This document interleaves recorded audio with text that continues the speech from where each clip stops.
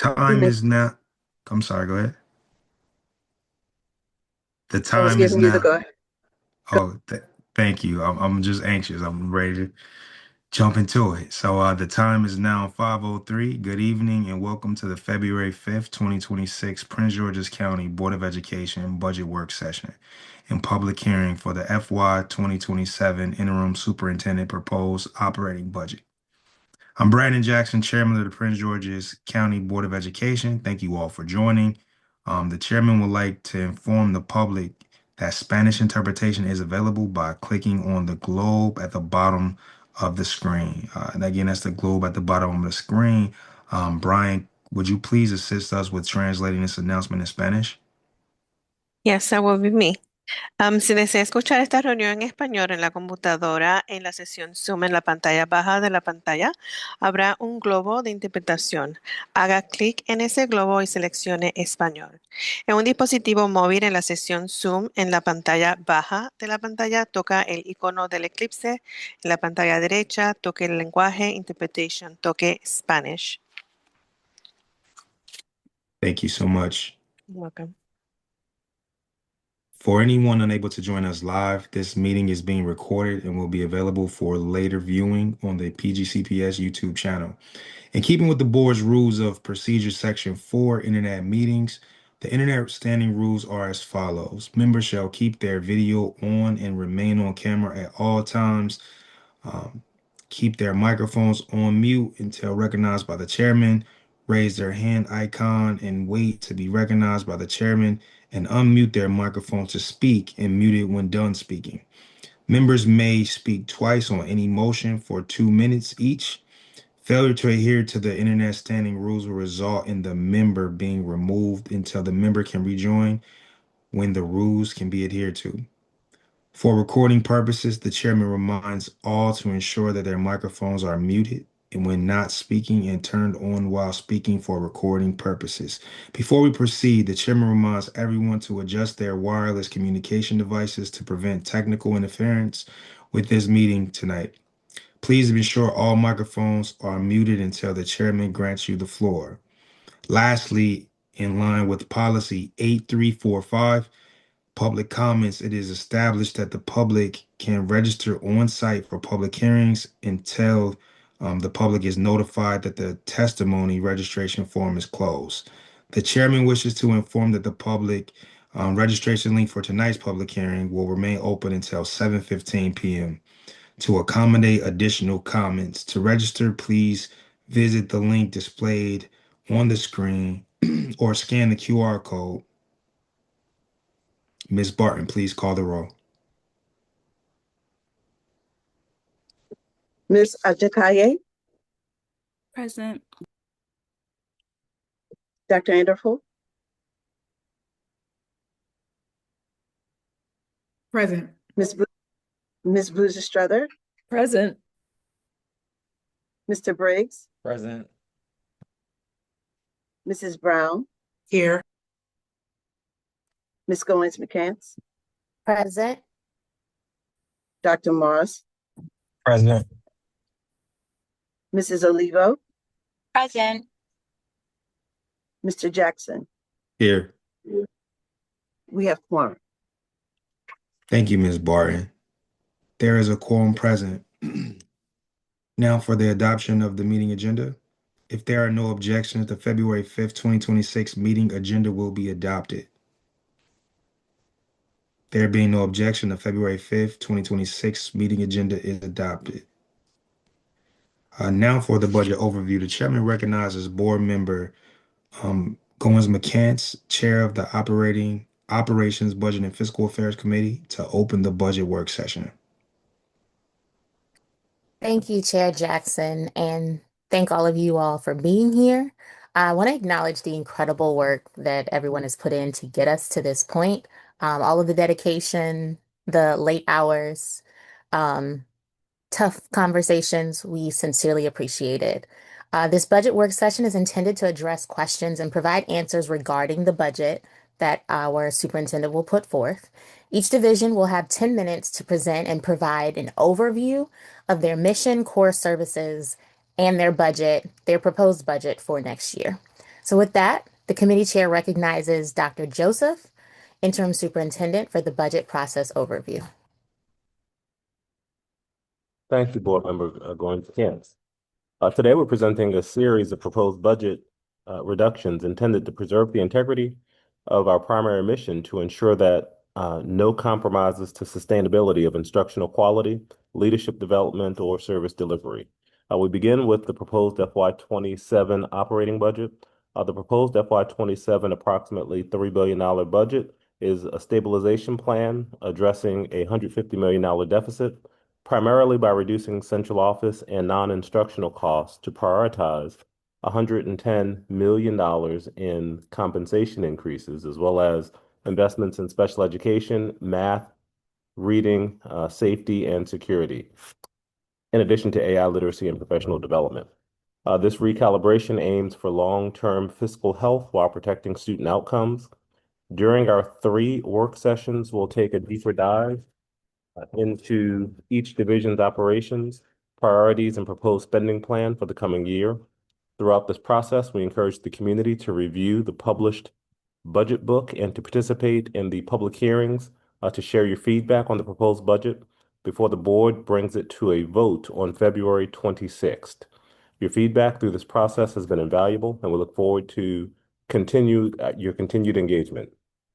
Now I'd like to welcome Chief Howell and her team to present an overview of our proposed FY27 operating budget. Good evening. Thank you, Dr. Joseph, and good evening, board members, PGCPS family, staff, and community members. I'm going to go ahead and share my screen. I'll make sure I'm pulling up the correct view here. All right, and everyone can see that okay? All right. So before we get into it, just wanted to sort of really kind of set the stage for the purpose of the work sessions as was discussed briefly, as we will take a deeper dive into what's proposed what's proposed for the 27 operating budget for each division. So that's going to take a little bit of a different slant than what we've had over the last couple months, where we spent some time walking through the budget formulation process, culminating with the release of Dr. Joseph's proposed budget on January 22nd. The fiscal year 27 proposed budget book has since been published, and it's on our budget website. And the budget book is a document that's required by legislation. We're required to capture information in there, such as our accounting structure, our budget methodology, our fund structure. Revenue data has to be captured in a certain way, expenses by certain state mandated categories, and student enrollment data, to name a few requirements. And while this is required by law, it's not the easiest read to really be able to tell a story of our budget priorities and considerations that are being considered. So that's really the focus of tonight and for the upcoming work sessions, is to be able to bring that story to life in a way that provides a clear understanding of what's being proposed for our spending priorities for 2027. So we've spent some time over the last month or so reviewing this high-level overview that kind of captures a quick synopsis of where we are in this process. We started with a $150 million gap that we knew that we had coming into the budgeting exercise. And as we've worked through that, we've achieved about 99% of those reductions needed in order to help close that gap. We developed a proposed plan that includes investments totaling nearly $58 million. $35 million of that relates to our accelerants to be able to help grow our academic outcomes. And $23 million is tied to just our normal costs of doing business. It includes, like textbooks and our computer and vehicle refreshes that we do on an annual basis, some additional investments in student support, higher costs and utilities, as well as technology and maintenance. Once we pulled everything together and knowing what we needed for this coming year, we did the work that was required to help close our gap that we had coming into it. But in order to support these additional investments, we knew that we were going to ask for and request from the county support of $50 million for 2027. So our mandatory costs that we have, and we've discussed this a little bit before as well, that really kind of set the foundation of our gap that we knew having coming into this. At a minimum, we knew we had to cover, excuse me, costs required related to our negotiated agreements of around $95 million. In addition to that, there's funding that's required to support our retiree future benefits. We also knew that our salary lapse assumption that we had in our budget needed to come down for 2027 because we now have more positions that are actually going to be filled. So that was an impact as well. And then there's a small component that's required by law relating to our career counseling. And that amount increases every year depending on student enrollment. So there's a small adjustment there of about $200,000. When you think about our overall reductions, we've discussed these a little bit previously as well, they total of around $148 million. It ranges in very broad categories, the majority of which is in our kind of student support services area. Much of that relates to, substitute costs and other non-instructional impacts. And as we get into our conversation today, we'll talk a little bit more about that. Another big portion of that relates to facilities and operations, as well as academic and programmatic adjustments as well. So those are the three big divisional areas. We'll spend some time today talking through that in a lot more detail. We also have the impact of operational and central efficiencies, information technology, as well as some of our financial strategies and reserves to help close that budget gap of $148 million. Our accelerants, our investments planned for next year, approximate $35 million in special education, safety and security, professional development, math reading, and artificial intelligence. And again, in our review today, we'll spend some time talking through these investments in a lot more detail for those three divisional areas. So the cost of doing business, and we discussed this briefly earlier on the previous slide. This is something that we really relates to an already core part of our operations. We go through a process annually to evaluate and determine which textbooks require adoption, which ones that don't, but still we have to be able to maintain the costs associated with those digital licenses, many of which we have for our textbooks now. We also have additional costs associated with supporting one of our charter schools that is going through an expansion for Friendship. Each grade, they're adding an additional grade to their student enrollment. And so we forward fund them as they're going through the expansion. So that's what the $3.8 million relates to. And then as I stated earlier, we have other utilities and costs of doing business. So our utility costs continue to rise, certainly in this month where it's really cold. We're expecting higher costs for sure. And we'll see what that's going to look like for next year. But then we also have our ongoing increases in some of our technology software and licenses that we have every year. There's built-in escalation tied to those agreements. So overall, those costs equate to about $23 million and around 10 additional FTEs. Those are tied to the dollars associated with Friendship Charter. So now we will turn it over to the division areas where we will spend time going through the Division of Academics, the Division of Operations, and the Division of School Support and Leadership. Thank you so much. The committee chair recognizes Dr. Joseph for the Division of Academics budget presentation. Thank you. And I'll just start by saying, while navigating significant budget reductions, the Division of Academics has prioritized protecting the instructional core. These strategic system-level decisions were made to preserve literacy, mathematics, special education, and high-quality instruction while maintaining alignment, sustainability, and return on investment. This presentation will provide clear and transparent explanations of what has changed and why, as well as how schools and students will be supported through these transitions to continue to experience strong academic opportunities and outcomes. At this time, I'll turn it over to Dr. Judith White, our Chief Academic Officer, and her team. Hello, everyone. Good evening. Thank you for allowing us to come and talk about our proposed changes for the Division of Academics. So the Division of Academics is made up of 6 teams. Of course, we have Career and Technical Education, Curriculum and Instruction, early learning, specialty program in the arts, instructional and operational support in special education. In building anything and in looking across the Division of Academics, I stay grounded, as well as my team, in our student learner profile. These are the areas that we would like to see: the skills, the knowledge, the dispositions of our students as they leave our districts. Every cut, every thought, every action, every dollar put towards our academic programs all align to this ultimate goal. So what is the mission for the Division of Academics? Two things, very simply: excellence by design and having a collaborative nature, because we must work with every single department in our system to ensure that the instructional core for our students is well prepared and that we have a collaborative nature in making sure that everyone is reaching the goal.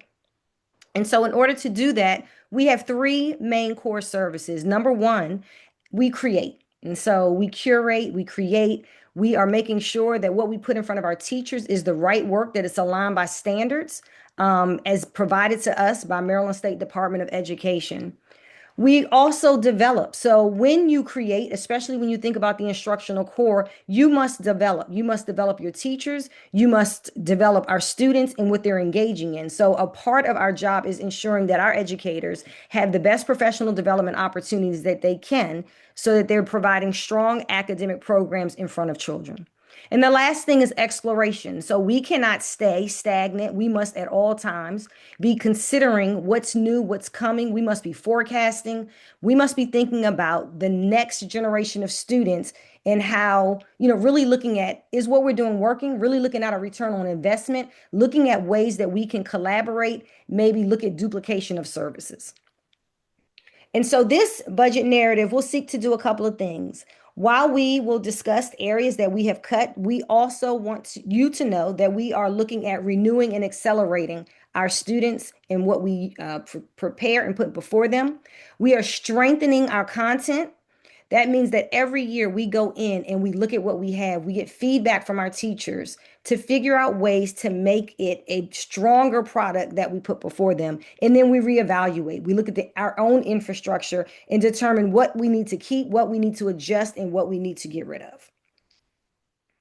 And so key highlights that you will hear from me today through this presentation is that the Division of Academics central funds, our discretionary, was cut by about $12 million. Our budget, however, will maintain the integrity of interventions across reading and mathematics. The amount of proposed reductions are in career and technical education, curriculum and instruction, early learning, and specialty programs and the arts. Our special education realignments will fund our support to 12-month autism services, which we know we need, and provide additional occupational therapists. And the last one, key highlight for us, is that we will identify specialty programs that will not have curriculum or boundary implications, and that schools with program transitions will be provided with support and planning for new program implementation. So what are the major initiatives for the Division of Academics? Know that every single thing we are proposing aligns to our blueprint for Maryland schools. We are going to continue executing reading and mathematics literacy plans. We will have a focus on special education and multilingual learners. We will offer professional development that is aimed at enhancing differentiation. We want to make sure we're using our data and that we are integrating our technology in our classrooms, while prioritizing face-to-face with teachers and prioritizing direct engagement. We want to make sure that it's seamless as we integrate both technology and our human touch. We want to prioritize student readiness for access through dual enrollment, career pathways, and industry-recognized credentials. We want to improve our digital access to textbook interventions and supplementary supports, and we want to explore more innovative approaches to learning, specifically really looking at how we can elevate the arts and AI. All of those are grounded in our accelerants that Chief Howe has already discussed. So what will remain? Sustainability. We will sustain our professional development alignment, our interventions, and our instructional core. In looking at our professional development, we really took time to think through what that looks like across our system and how we can engage with other offices to make sure that our PD is really, really tight. We will sustain our interventions. We also what will remain is our efficiency. So really looking at, are we efficient in our contracts and our systemic planning, and really efficient in how we are prioritizing what we must do. And then what will remain is alignment, always looking to ensure that every single thing we create and do is aligned to our blueprint, will be aligned to our new strategic plan and to MSDE. It is aligned to making sure that we have high quality instructional materials, and that we are evaluating with our research and evaluation team our return on investment in everything we purchase. So then what's changed, you may ask? Our approach. And so you hear me say 12 million, but you hear me say all of these things that will remain. Our approach has to be, where were we duplicating services? Where could we really tighten? How do we still put in front of children a solid program, but making sure we took time to say what was overflowing? So you all know that when we came out of COVID, we had a lot of ESSER funds. We had an opportunity, sky was the limit. So our cup was overflowing. This opportunity allows us to say, what can we keep in the saucer, but make it really, really grounded and really tight? Our discretionary funds, that's changed. I just told you we cut $12 million, but it has not impacted how we want to approach children. What's key to know is that when you look at our contracts and you look at our systemic planning, we had to make sure that everything we needed to do was covered through our discretionary funds, and we found a way to do that. Which changes our specialty programs. Tonight, before you, as discussed on the 22nd, we will have some proposed changes in the area of AVID, immersion, and international baccalaureate. So to talk about the 12 million, when I started this presentation, I discussed that I have 6 teams. It's important for you to know that while I have 6 teams, this $12 million cut only came from 4, and they're listed on the left side. That is because our special education no funds were removed. And I want to say that again, especially for any parent listening. Special education will remain funded. We did not touch our funds in special education as we had to make cuts. Our special education team, we have to maintain maintenance of effort, which means that what we put before children, what we align, what we use to purchase must maintain the level. So these 4 teams were hit. And then what you see on the left side are the program changes. And on the right side, you see the impacts of those changes. So you've heard me say that PD is important, and it is, but you'll see here where I did eliminate our stipend funds for professional development lead teachers, and I minimized the amount of money we're putting towards professional development. We will still have strong professional development because we are going to partner with our Department of Organizational Development, and that means our approach has to be seamless and has to look at the progression of learning across our entire system, and it has to do it in a very strategic way. So where I might have offered 50 professional development opportunities, what professional development should we be offering and how? And we are committed to do that in a way that allows it to be stronger than ever before. We are halting our instructional music marching band upgrades. In the past, we were able to get the majority of schools done. However, we will continue to keep an inventory and prioritize as future funds become available. We will be removing pre-K and Montessori snacks. However, we will be able to have opportunities to work with food nutrition services to see how we can work with students walking out of the door and utilizing other funds to approach that. We will discontinue our IB, Science and Tech and Aviation Summer Bridge programs, as well as our Close-Up Summer Academy. However, we have 12-month staff there, and we're going to work with our students to still find ways to engage them over the summer as they prepare to enter these accelerated programs. We are eliminating duplicative tutoring programs. We went back and looked at all of our data. We looked at our usage, and we found where are students using programs. And so we, instead of just offering 5 and 6, we will be minimizing what's offered, but we'll still have 24/7 access for children. We are delaying major textbook adoptions and eliminating duplicative interventions. So instead of for interventions having several interventions per grade, we found what is the biggest buck? Where can we get norm data that can allow us to inform our parents of how our students are doing?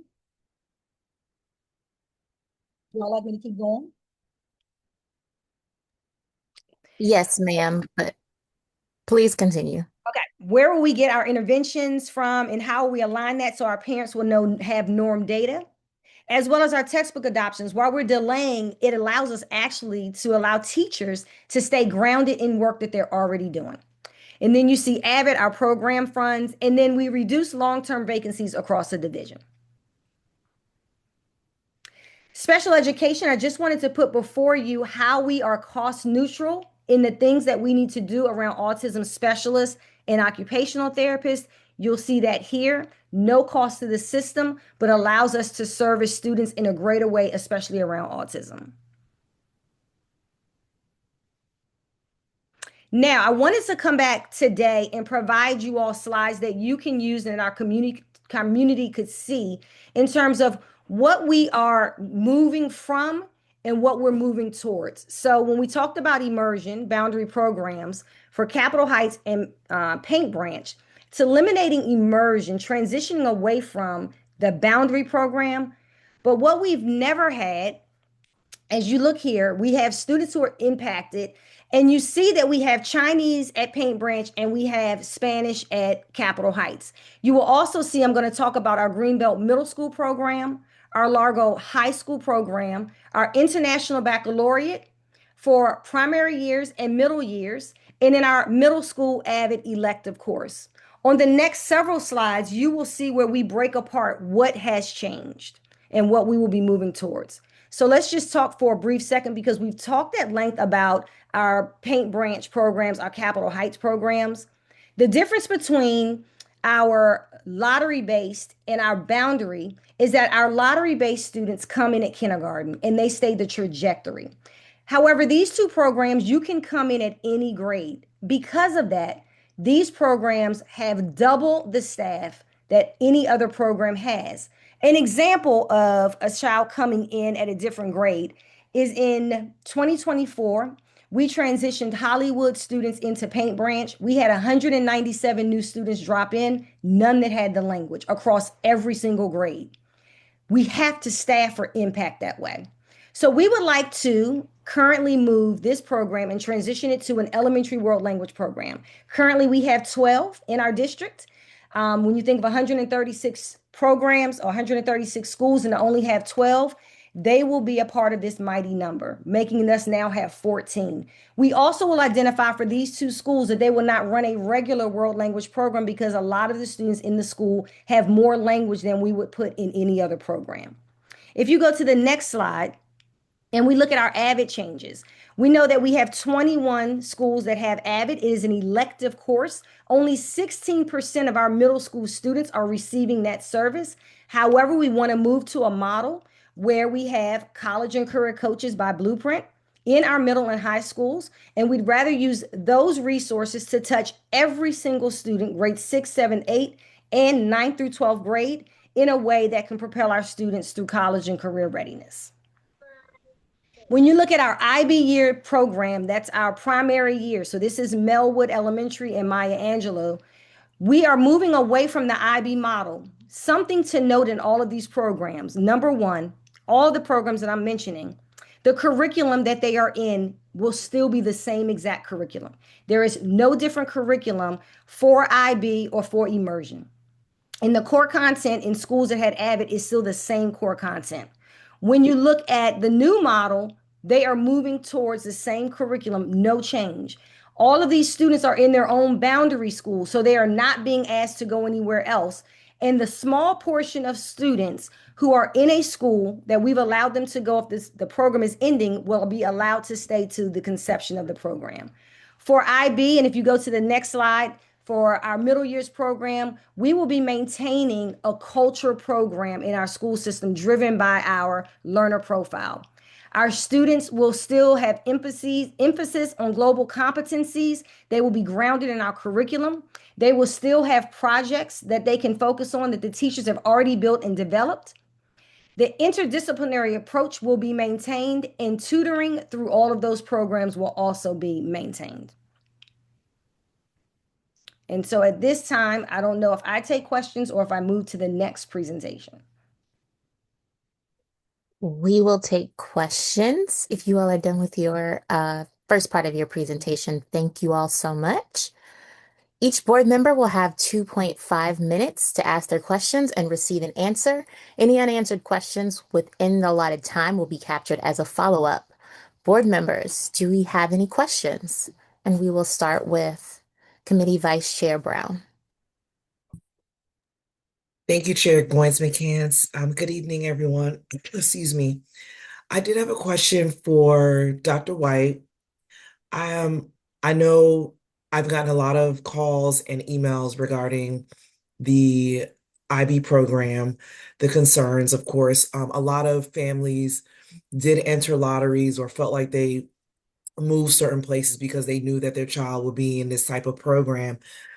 I think that prior, obviously, to all of this, IB, and I mean, we had IB growing up too, did such a great job even marketing the capabilities. I feel like maybe is that something that we're going to be looking into, possibly even marketing the curriculums that we're using. Not saying that we're not doing it now, but I think the public, and I can even add myself, right, that we are so conditioned to feel like IB is the one all of everything for our children to be successful. So not saying that any other curriculum is not well, but I think for so long we just been conditioned in understanding that IB is the creme de la creme when it comes to curriculum and how our scholars have advancements when it comes to their education. So can you talk about, I guess, a little bit about possible marketing strategies or maybe some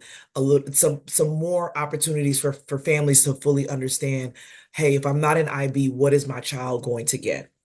Sure. So first I want to discuss misconceptions. For the program at Melwood, our primary years and our middle years program, there is no lottery. They are boundary programs. They are in the school that they would go to whether IB was there or not. High school IB is our diploma program is not going away. For any family out there that has applied right now to our diploma grade 11 and 12 IB program, that program will maintain at every high school it is currently in, except for Central High School because this is its last year. So I just wanted to note that because I don't want parents to think that's going away. That is the only program that operates from a curriculum other than Prince George's County Public Schools. So the curriculum that you're speaking to, that parents are like, it's a phenomenal curriculum, it's rich, it's not going away. For every other program, they're operating already today in Prince George's County Public Schools curriculum. Thank you so much. Thank you. Board members, do we have any additional questions? I do have one in the same vein. Oh, here we go. I'm now seeing more hands. Chair Jackson? I'll let Ari go first. I yield to and I'll go after. Okay. Thank you. And thank you so much for this presentation and updates. My question is about like the summer bridges for like the specialty programs, like I think science and tech, aviation, and then also 3D scholars. Like I know like a lot of parents who have like, older kids who have already gone through the program, they probably know the benefits of like their kids going to meet the students that they're going to be with for the 4 years of high school. So what is the replacement that's going to be in place for these students who are looking forward to going into these programs and potentially, staying through the course of the 4 years with their peers at those schools? Yeah, so what we realize is, when we run summer programs, of course, there's cost to um, the staff that we hire, really the experiences. But we have many staff members that are 12-month already. And so what we would like to do is find opportunities where we can engage with those students, maybe find ways where they can meet and engage and partner them up, but do it in a way that our staff can maintain it where we're not paying because we're using 12-month staffs. So we had to cut the way it originally looks. but we want to work to see what can we give them on things on during the summer to work on that really get them to think about rigor and the experiences they're going to have, but how also can we engage them to learn one another, to maybe do some partnering, some things asynchronously without us. So we're working on building that now because we realize the significance of it. Again, I say to everyone we talk about programs, our team developed them. So we value it and we know it's important for students entering those schools, wanting to have friends and wanting to make connections. So as we build out, if this budget were to be approved, I will be able to share more of what specifically that will look like before we get there.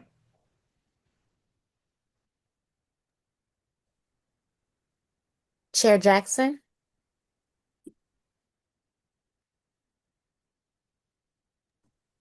Yes, thank you. So my question, and I had mentioned this last time we went over it. So in that area in District 6, we had we're taking the IB program out the Central High School. Capitol Heights Elementary School, isn't Capitol Heights as well. That's right down the street. And then we closed Concord Elementary School last year, which is, just a couple of miles away. So just in that specific area, we're cutting a lot and we're doing a lot in that community. And I just want to know what programs are we, because so we're losing the immersion program in the Capitol Heights Elementary School.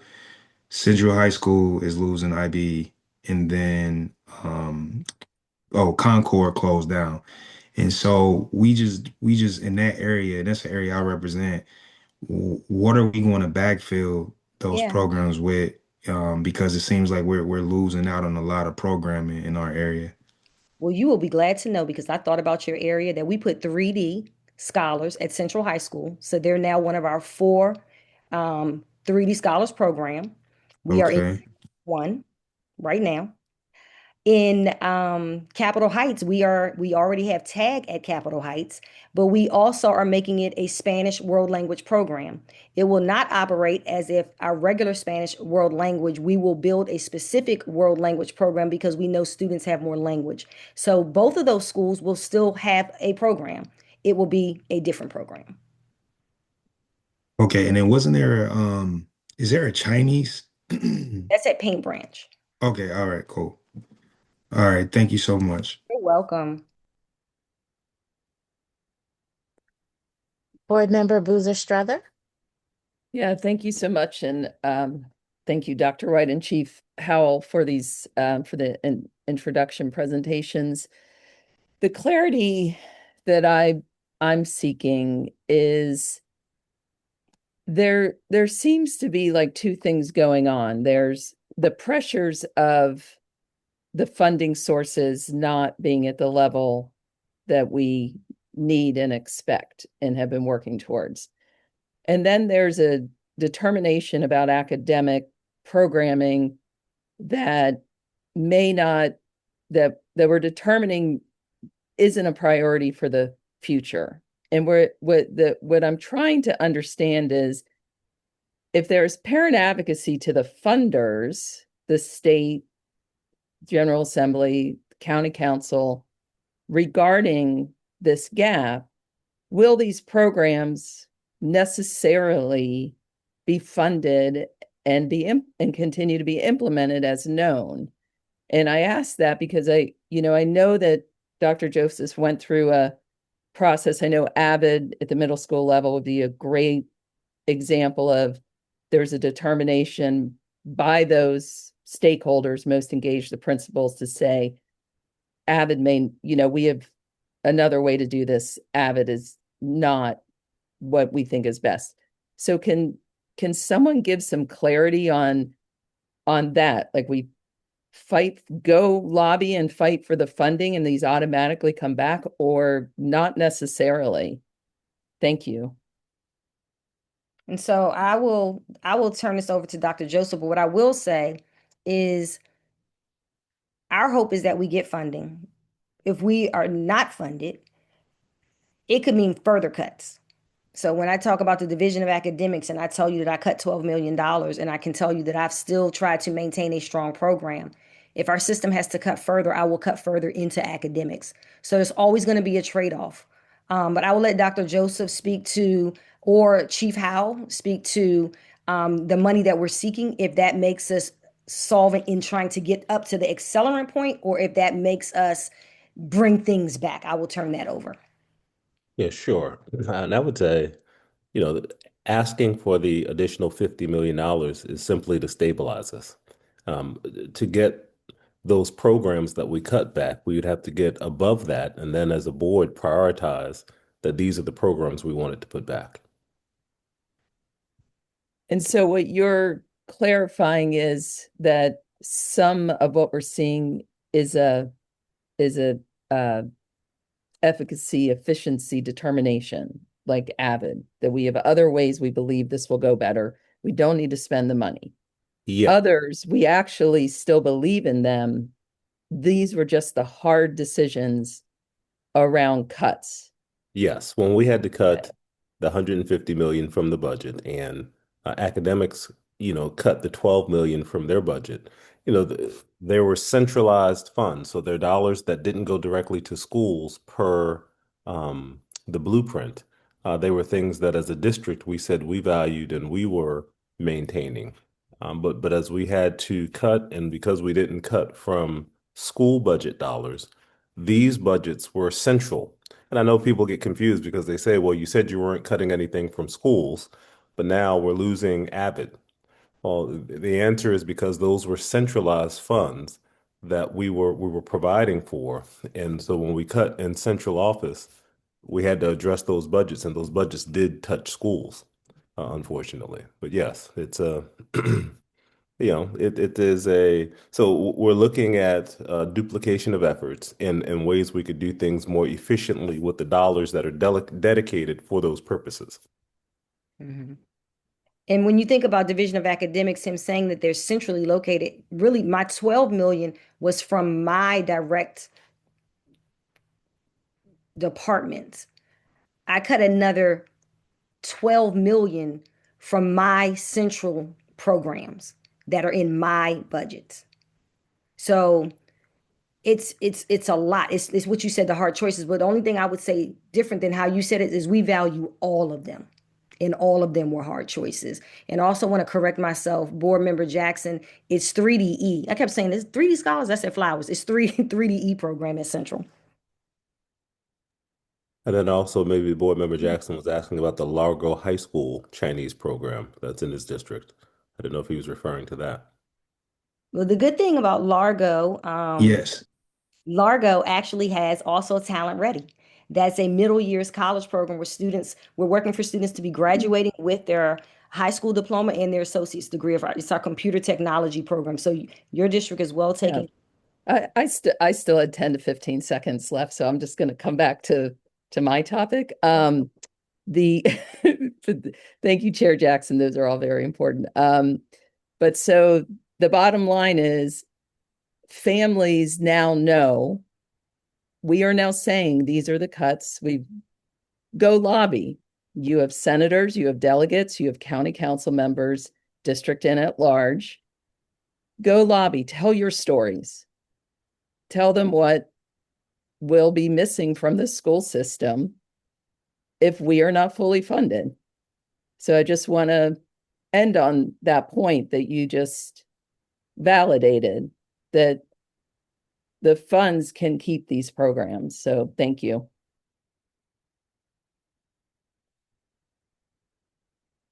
Thank you, Board Member Boozer Struther.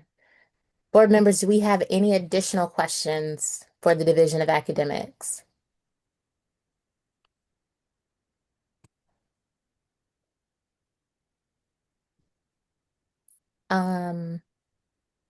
I do not see any additional hands for a first round, so we will move on to our second round.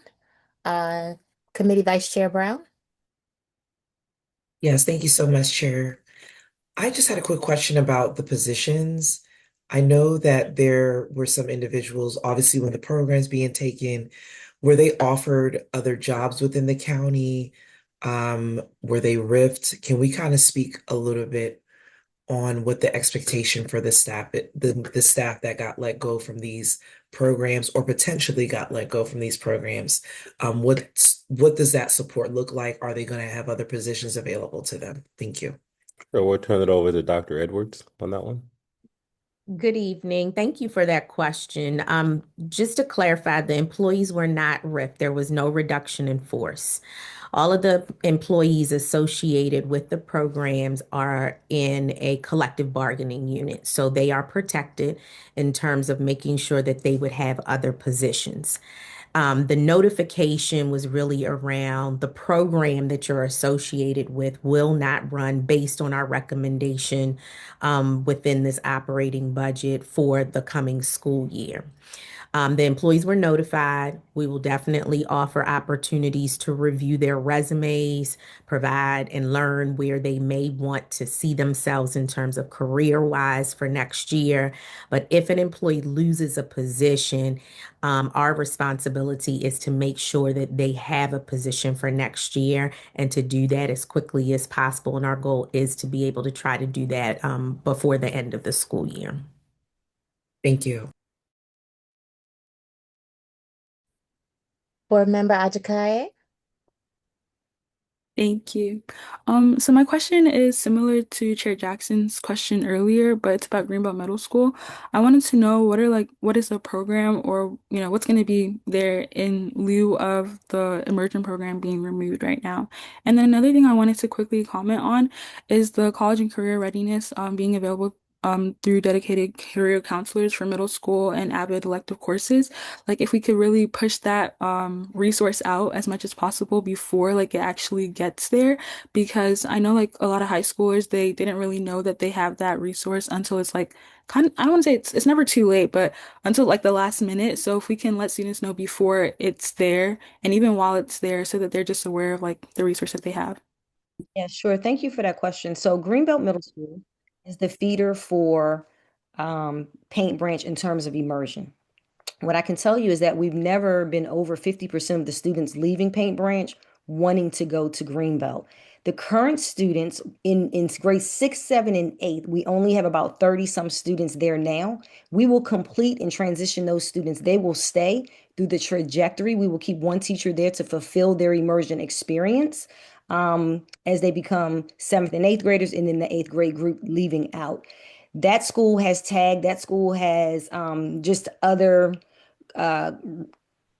curriculum as other middle schools would have, but understand that that program was only touching about 30 students. So when you think about how big Greenbelt Middle is, that's less than a percentage of their population. In terms of we agree with you with college and career readiness. Like we're really doing this campaign around dual enrollment with Blueprint. We have to ensure that every student who is deemed CCR has post pathway opportunities, and that every student who has not yet been deemed CCR has pre pathway. So we're really going to be in the next year looking at students, looking at their data, providing them with opportunities. I will spend time with my team, really working with the coaches that come from Employ Prince George's as a liaison to our school district to talk about what's the touch for a 6th grader versus a 7th versus an 8th. And then what's the difference of a touch from a 9th grader to a 12th grader who's headed out of our district. We believe exactly what you're saying. So we know we want to tighten that up. I want to be able to say to families the specific thing your child will learn in each of these grades as they exit out of our school district. And Ari, I think you bring up a good point is how are we communicating to our families so that they know what's out there? And then how do we let our kids even push us to say what should I be getting, right? And then I haven't received that, but they said I should. And so how do we communicate that to allow them to be advocates for themselves? So once we have that plan solidified, I will share that with you.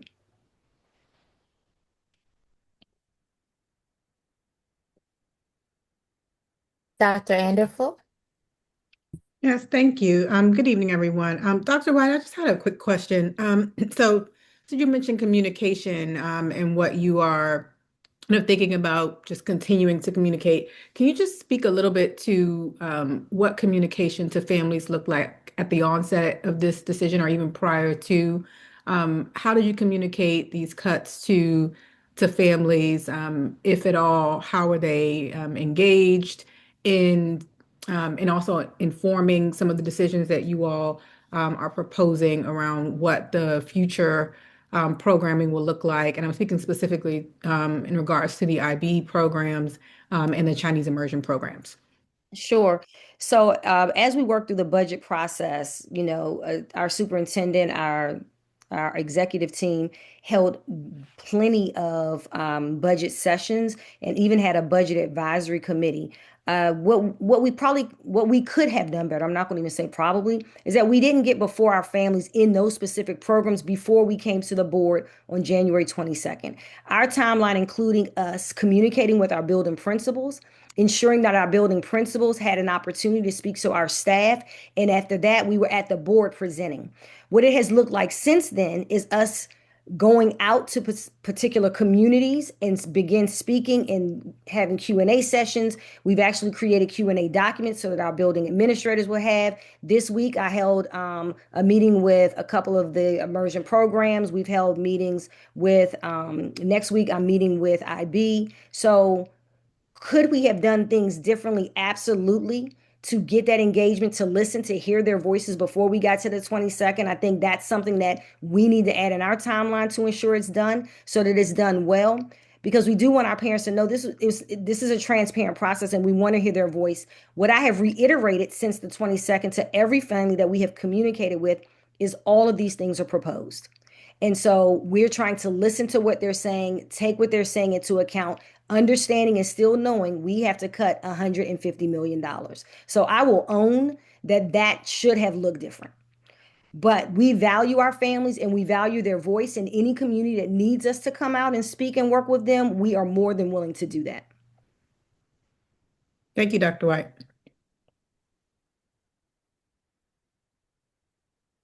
Thank you so much, Dr. White.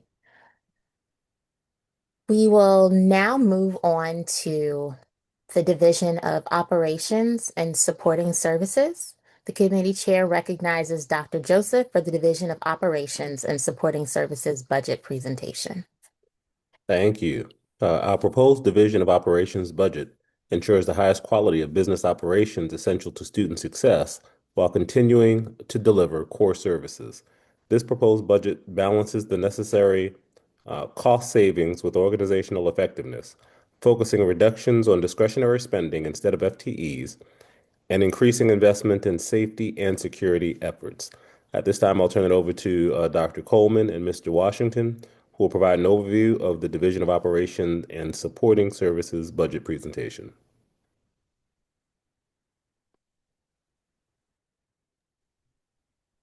Thank you, Dr. Joseph, and good evening, Board Chair Jackson, members of the board, staff, and members of the community. My name is Sharaska Coleman, and I have the privilege of serving as the Chief Operating Officer for the Prince George's County Public School System. I wanted to open by first sincerely thanking the operations team for their tireless work in response to last week's winter storm. I'm grateful to be a part of such a hardworking and selfless team of men and women who daily place the welfare and needs of students and our community first. So we can move to the next slide. So the mission of the Division of Operations is to provide the highest quality business operations and supporting services that are essential to the educational process of students. To achieve this mission, our core services are to provide a safe, healthy, and welcoming environment for students, staff, and the community, while efficiently and safely transporting students and providing appealing, nutritious meals daily. In addition, we support school construction, modernization, and system-wide facility needs. We implement the Board of Education approved Climate Change Action Plan and strive to provide exceptional customer service. In this proposed budget plan, we will continue to utilize funds to support infrastructure and operational enhancements.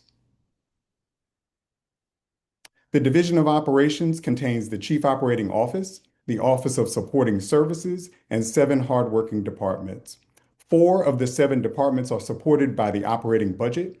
The exceptions are the Department of Capital Programs and the Office of Alternative Infrastructure Planning and Development that are funded by the capital budget. And finally, the Department of Food and Nutrition Services that operates under a separate non-operating budget. Listed here is the staffing breakdown for the division. There are approximately 3,300 centrally managed positions to support the daily demands of the school system. Our objectives regarding this proposed budget are: one, to meet mandated budget reduction targets for FY27 by exploring cost savings in both staffing and discretionary spending, and two, to ensure organizational effectiveness and strategic alignment.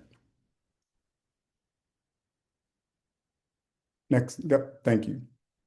Key highlights from this proposed budget include: one, no FTEs will be affected but from this budget reduction. Cost savings will only impact a reduction in discretionary spending. Two, reductions in the Safety and Security Services Department were limited given the superintendent's priority for the continued enhancement and acceleration of safety and security efforts. Third, the largest amount of proposed reductions are in the Building Services and Transportation and Central Garage departments. Fourth, nearly 15.3 million or 71.9% of the proposed reductions are for contracted services and overtime expenditures. And then finally, approximately $10 million of building services reductions were offset by increased access to available funds in the capital budget. We were able to achieve the targeted budget reductions while protecting the jobs of our staff. No positions were impacted through these proposed reductions, which is important because we need the full complement of our staff to meet the daily demands of the district. In fact, we are continuing to hire bus drivers and attendants for transportation and security personnel to keep our schools safe. Next slide, please. Listed here are the proposed reductions across the division. As you can see, the majority of reductions are being absorbed by the Building Services and Transportation departments, 13.5 million and 7 million respectively. Next, we will share the core budget areas, including what's in the budget, the proposed budget, what's changed, and what is the impact. Regarding building services provides custodial, maintenance, and environmental services for students, schools, and administrative personnel to maintain a clean, healthy, and safe work environment. What's changed is a reduction in expenditures for overtime and contracted services primarily. Through collaborating with our business management finance division and the County Office of Management and Budget, the Department of Capital Programs has increased access to funds that will be used to offset a majority of the building services reductions and contracted services. That's primarily in the area of major repairs. Some we can predict and others are unexpected. At the same time, in order to reduce overtime, building services will prioritize health and safety emergencies like snow and ice removal as overtime and will schedule other projects as daytime work. The impact is building services will utilize $10 million approximately in capital programs funds to continue supporting the emergency needs of schools. We will transfer selected contracted services to the Food and Nutrition Services Department, which operates from a different budget and has the ability to absorb some of these operating costs. And finally, we will utilize internal staff on our maintenance team to complete some required inspections like bleacher inspections. Regarding transportation services delivers efficient fleet and transportation services with the goal of enabling students to arrive at their destination safely and on time. The significance of what's changed is that there really is good news here. Our school district has been able to significantly reduce the number of bus driver vacancies, thank you to our HR partners, from over 200 vacant positions several years ago to under 70 vacant bus driver positions currently. This increased manpower allows us to better meet the transportation needs while simultaneously reducing expenditures on overtime. In this current fiscal year, transportation utilizes 2 routing systems while transitioning from TransFinder to Bus Planner and the parent app StopFinder to Chipmunk. This month, transportation will begin operating solely from one platform. As a result of these changes, transportation can reduce what we pay in overtime while maintaining operational readiness, while simultaneously decreasing the cost of contracted services and improving the efficiency and reliability of our transportation system by operating out of one routing system and one parent app. The Department of Sustainability and Resiliency leads the efforts to execute, promote, enhance, and embed the sustainability of PGCPS's physical plants in the culture of the school system and monitors the execution of the PGCPS Climate Change Action Plan. A reduction in expenditures for contracted services is the primary adjustment here. Despite these reductions, DSR, or Department of Sustainability and Resilience, is still prioritizing the pursuit of grant funding to support the mission of the department. A portion of these contracted services will be shifted to the Office of Alternative Infrastructure Planning and Development to support the identification of additional grants and support with the application, tracking, and processing of these opportunities. DSR will also continue to invest in energy dashboards, which are part of the CCAP, but will expand to fewer schools and reduce the investments being made in the technology. The Office of the Chief Operating Officer provides the highest quality business operations and supporting services that are essential to the educational success of the PGCPS students. By direction of the COO, the Associate Superintendent for Supporting Services facilitates collaborative relationships with all departments and divisions within PGCPS. Across both of these offices, we are making significant reductions in non-essential catering services, travel, and other non-critical expenses. The impact here is we are placing a moratorium on catering, reducing local and non-local travel, and also reducing the expenditures on dues, subscriptions, awards, and certifications that we deem not urgent. The Safety and Security Services Department provides a safe and orderly learning environment that reasonably ensures the safety and security of students, faculty and staff, visitors, and parents. Dr. Joseph has proposed an increased investment in safety and security services as an accelerant. The proposed investments of $4.35 million focuses on modernizing technology and increasing security personnel on hand. The proposed $1.9 million increase will support the integration of artificial intelligence security camera capabilities for enhanced monitoring and response in key areas at our high schools. The coverage will be enhanced in school entrances by integrating facial recognition and weapons detection capabilities, in parking lots, being able to use car license tag readers to identify prohibited vehicles, as well as our stadiums to control large crowds.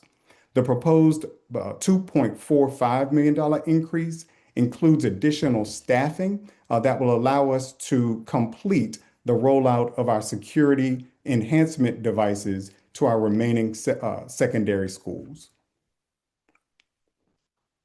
Thank you, and I look forward to your questions. Thank you so much, Dr. Coleman. Board members, do we have any questions?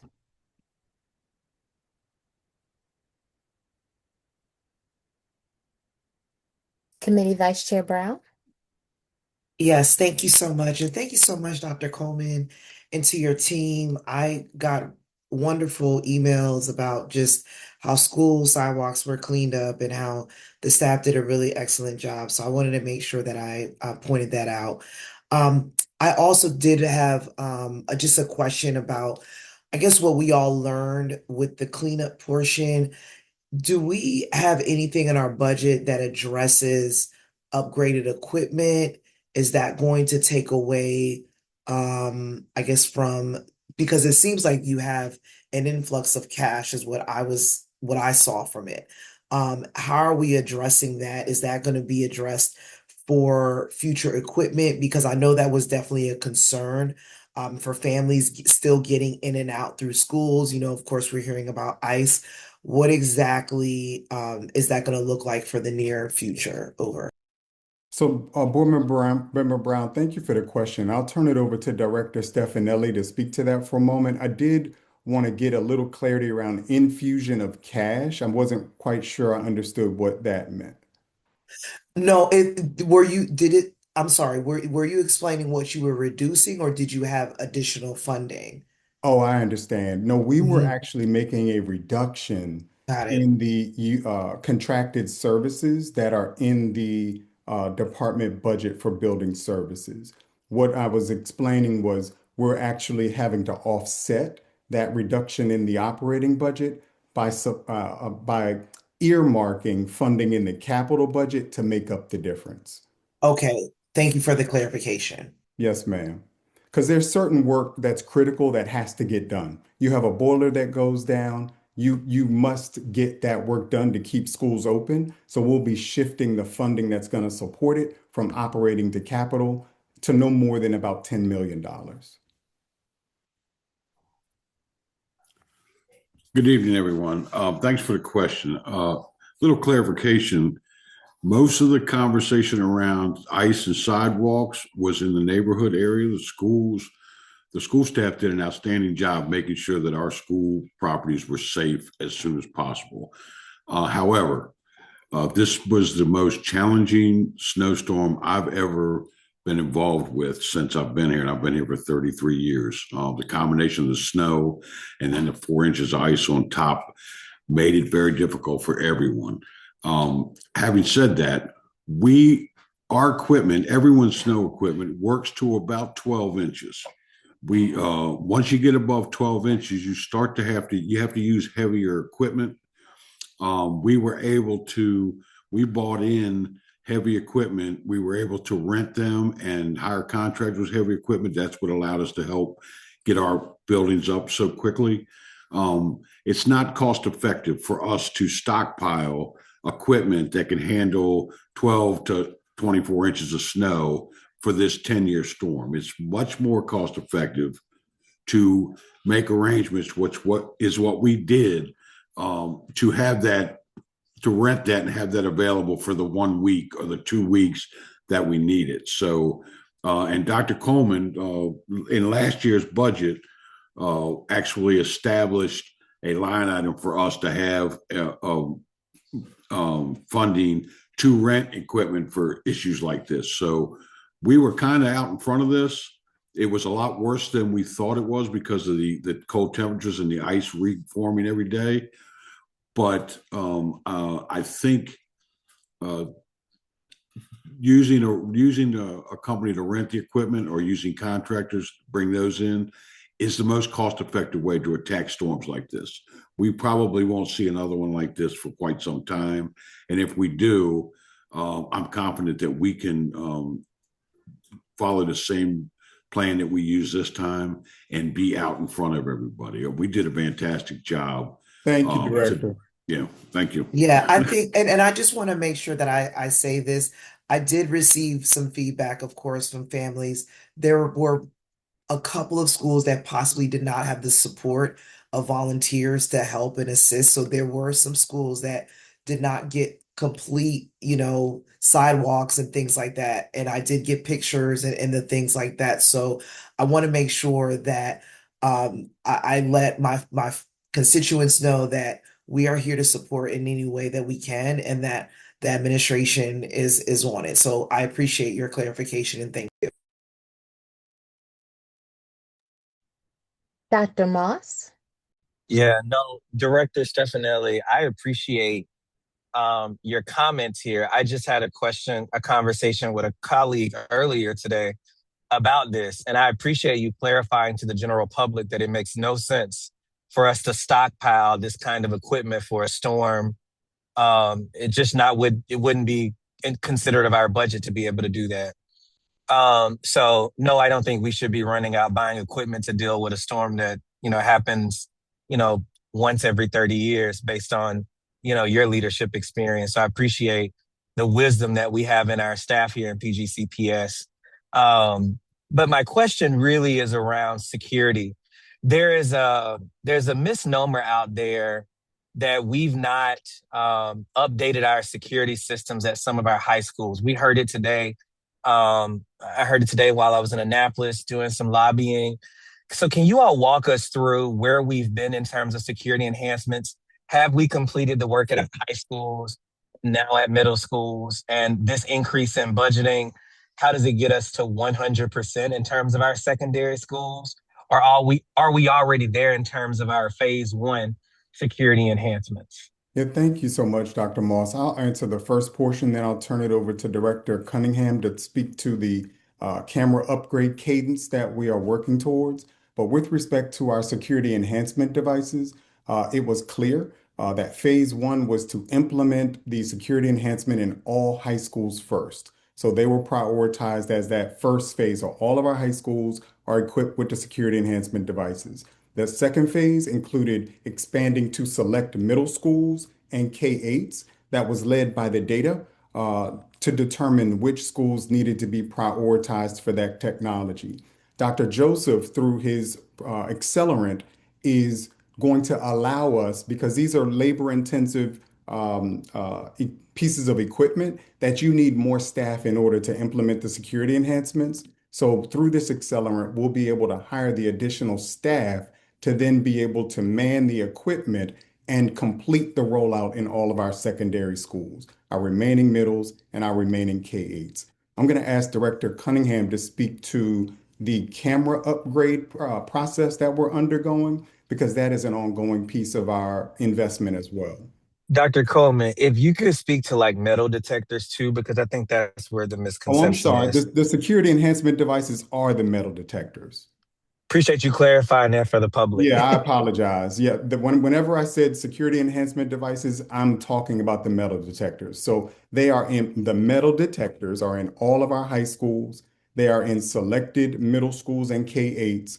And provided this accelerant is able to be funded, we will be able to have the metal detectors in all secondary schools. Thank you for that. Good evening, everyone. And just to follow up on what Dr. Coleman said, we have metal detectors in 14 of our middle and K through 8 schools. Adding additional personnel will allow us to spread them throughout the entire middle school population. What we found, one of the big lessons learned, is that when you have the devices, you need someone to be at the devices so that when there is an alert, you can take immediate action to determine whether or not it is something that needs to be checked or it is actually a weapon. So we did find that we needed additional staffing, and the number that we need for each, the minimum staffing that we need for each device will be 3. So that allows us to operate several lanes and devices at the same time and keep the student flow moving. The metal detectors can do about 360 students per every 10 to 15 minutes, but that's a pretty brisk pace. But you have to have a systematic method of getting the children through the devices. And we found that 3 people is the minimum number of people that you need to operate devices and keep the flow going. And with that being said, so we are also in the process of upgrading all of our camera systems in our schools. We have, by June of this year, we will have AI capable cameras in all of our high schools. So we've started working that process every year. We're giving money from the capital side to upgrade the hardware in the school. So by the end of June, we will have AI capable cameras in all of those, at all the high schools, and we're working our way through the middle schools. In addition to that, AI capable means that they have the bare minimum standards for AI capabilities. So if you want to get facial recognition software or weapons detection software, those are applications that are within that AI platform that we will have to upgrade specific cameras to. So our plan is to look at all of our entrances to our schools and upgrade them with the AI capable facial recognition and weapons detection software. And this will give us an alert as people approach the schools instead of waiting for them to get to the schools, where if we believe they may have a weapon or they may be a prohibited person, a person that may have some type of warrant, or cannot come onto school property. We'll get that alert prior to them coming into the building. So that's our stance there. In addition to that, we want to use that AI capable software and high definition and high resolution cameras in our gymnasiums and our stadiums. We found that when we had incidents in the stadiums and the gymnasiums, the cameras that we had were not capable of capturing clear pictures. So we're going to invest money in the high resolution cameras so that if there is an incident, we will have that forensic information that we could pass on to the authorities when it's necessary. Thank you, Director. I'm going to So pause much. right there. Okay. Thank you so much for that additional information. I know a lot of people had questions about those AI-enabled cameras specifically. We are over time, so I'm going to move to Board Member Ajakaye. Okay, thank you so much. My question is about the transportation services. You mentioned in the presentation that there's going to be a reduction in expenditures for overtime and also contracted services. But I wanted to ask, how is this going to like affect the time that students get home? Because right now, I do know like there's been like a lot of students who have expressed their concerns about themselves getting home really late, considering like buses have to come back to the school after dropping off their first set of students. And then this like affects things such as like homework time, them being able to like help out in the house probably. So I just wanted to ask, like, how does this reduction of expenditures like correlate, or how will it correlate with the time that students get home? Like, will it affect it? Yeah, absolutely. Thank you so much, Board Member Ajakaye.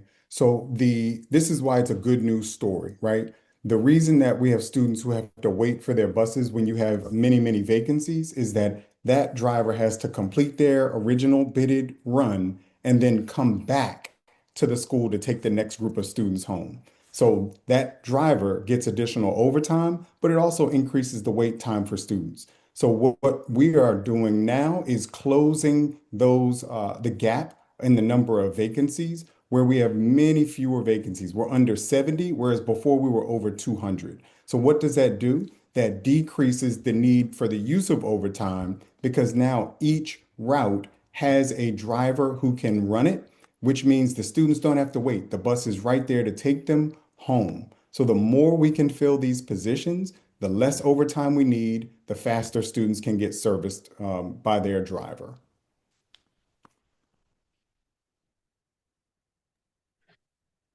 Vice Chair Briggs. Thank you so much, Board Member Gons McCants. I had a really quick question, Dr. Coleman, about our charters. I know that they receive certain services and other services they don't receive. Concerning the metal detectors or the security enhancement systems, there is a charter in my district that has communicated they don't have that. So I just was curious to know, is that something that will be covered by the district? Is that going to be happening soon? And then also for the AI cameras and software, will that also be installed in charters? Sure. Thank you so much, Board Member Briggs, for the question. So Security Services does not support the security posture at our charter schools, not with staffing, not with uh, infrastructure like the metal detectors. Most of the charter schools are operating out of buildings that they lease and are not owned by PGCPS. Director Cunningham, did you want to add anything to that? We do offer them support if they are asking for technical guidance or things that they need that are security related questions. We do offer them support there.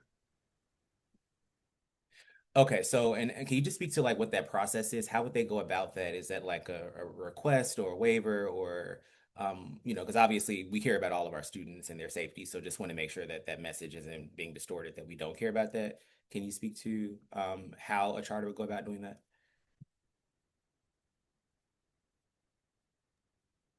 So as it relates to how charters are funded, they are funded very differently. And in the state of Maryland, they are responsible for their buildings and their building codes. And so as it relates to security enhancements and security services, they would be responsible for actually purchasing those things. We do have a such thing as buyback services that if in fact a charter school was interested in speaking with us about how they can contract out to actually explore the option of a security enhancements, we would then work with them through how they could obtain that. Okay, thank you so much for that, Dr. Morrow. And the one thing that I would also add is that in cases of emergencies, the charter schools have reached out to safety and security services for support, and we are always there to provide it. Okay, thank you, Dr. Coleman. Chair Jackson.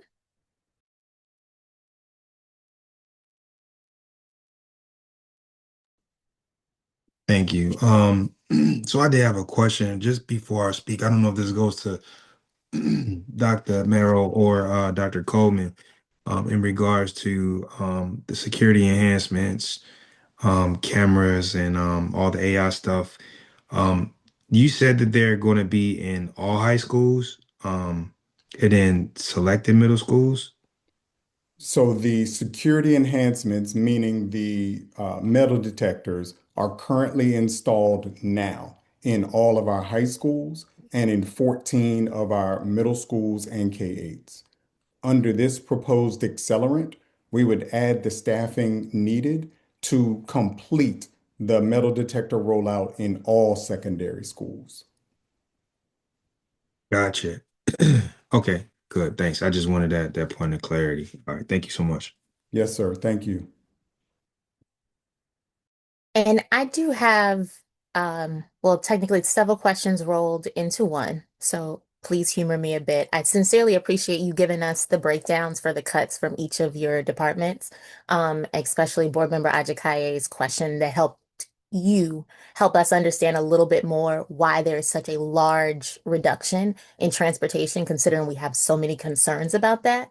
And so I have a similar question around the size of the cut to building services, especially considering the age of our building. And I know you've done a lot of work in OBAFA to help us understand the difference between our capital programs budget and this operating budget. But can you speak a little bit more about how we're taking such massive cuts to building services and still able to maintain our buildings? Yeah, thank you. I'm going to actually ask Director Jackson to speak to this in just a moment. But what I will say is that the reduction proposed for building services is $13 million.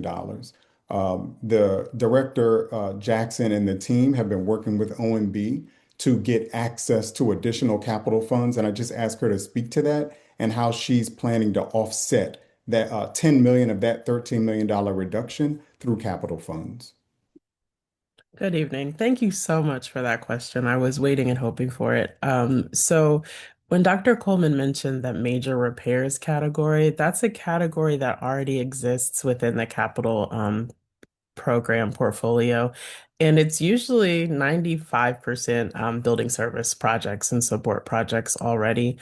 We recently been working with our OMB partners with the county to access some prior appropriations that haven't been reconciled with our system until the last 6 months. Now that they are, we have around $50 million in that category that we hadn't previously had access to.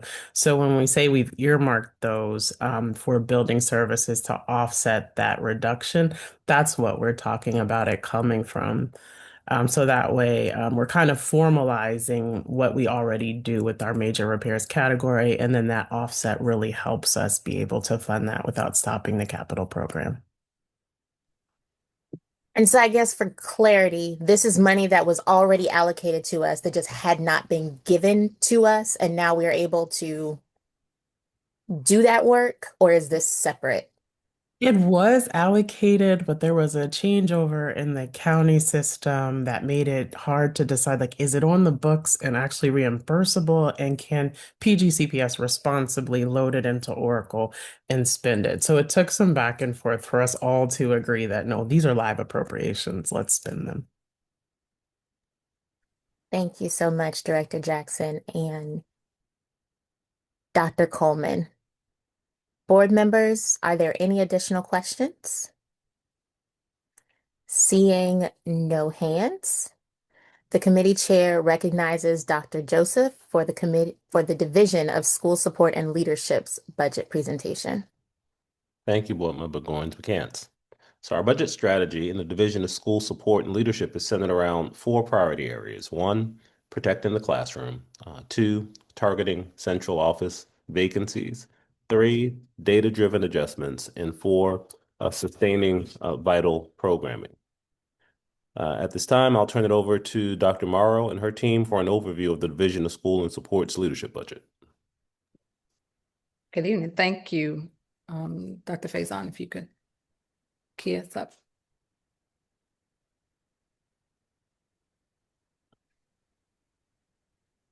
Dr. Faison? Did we lose her?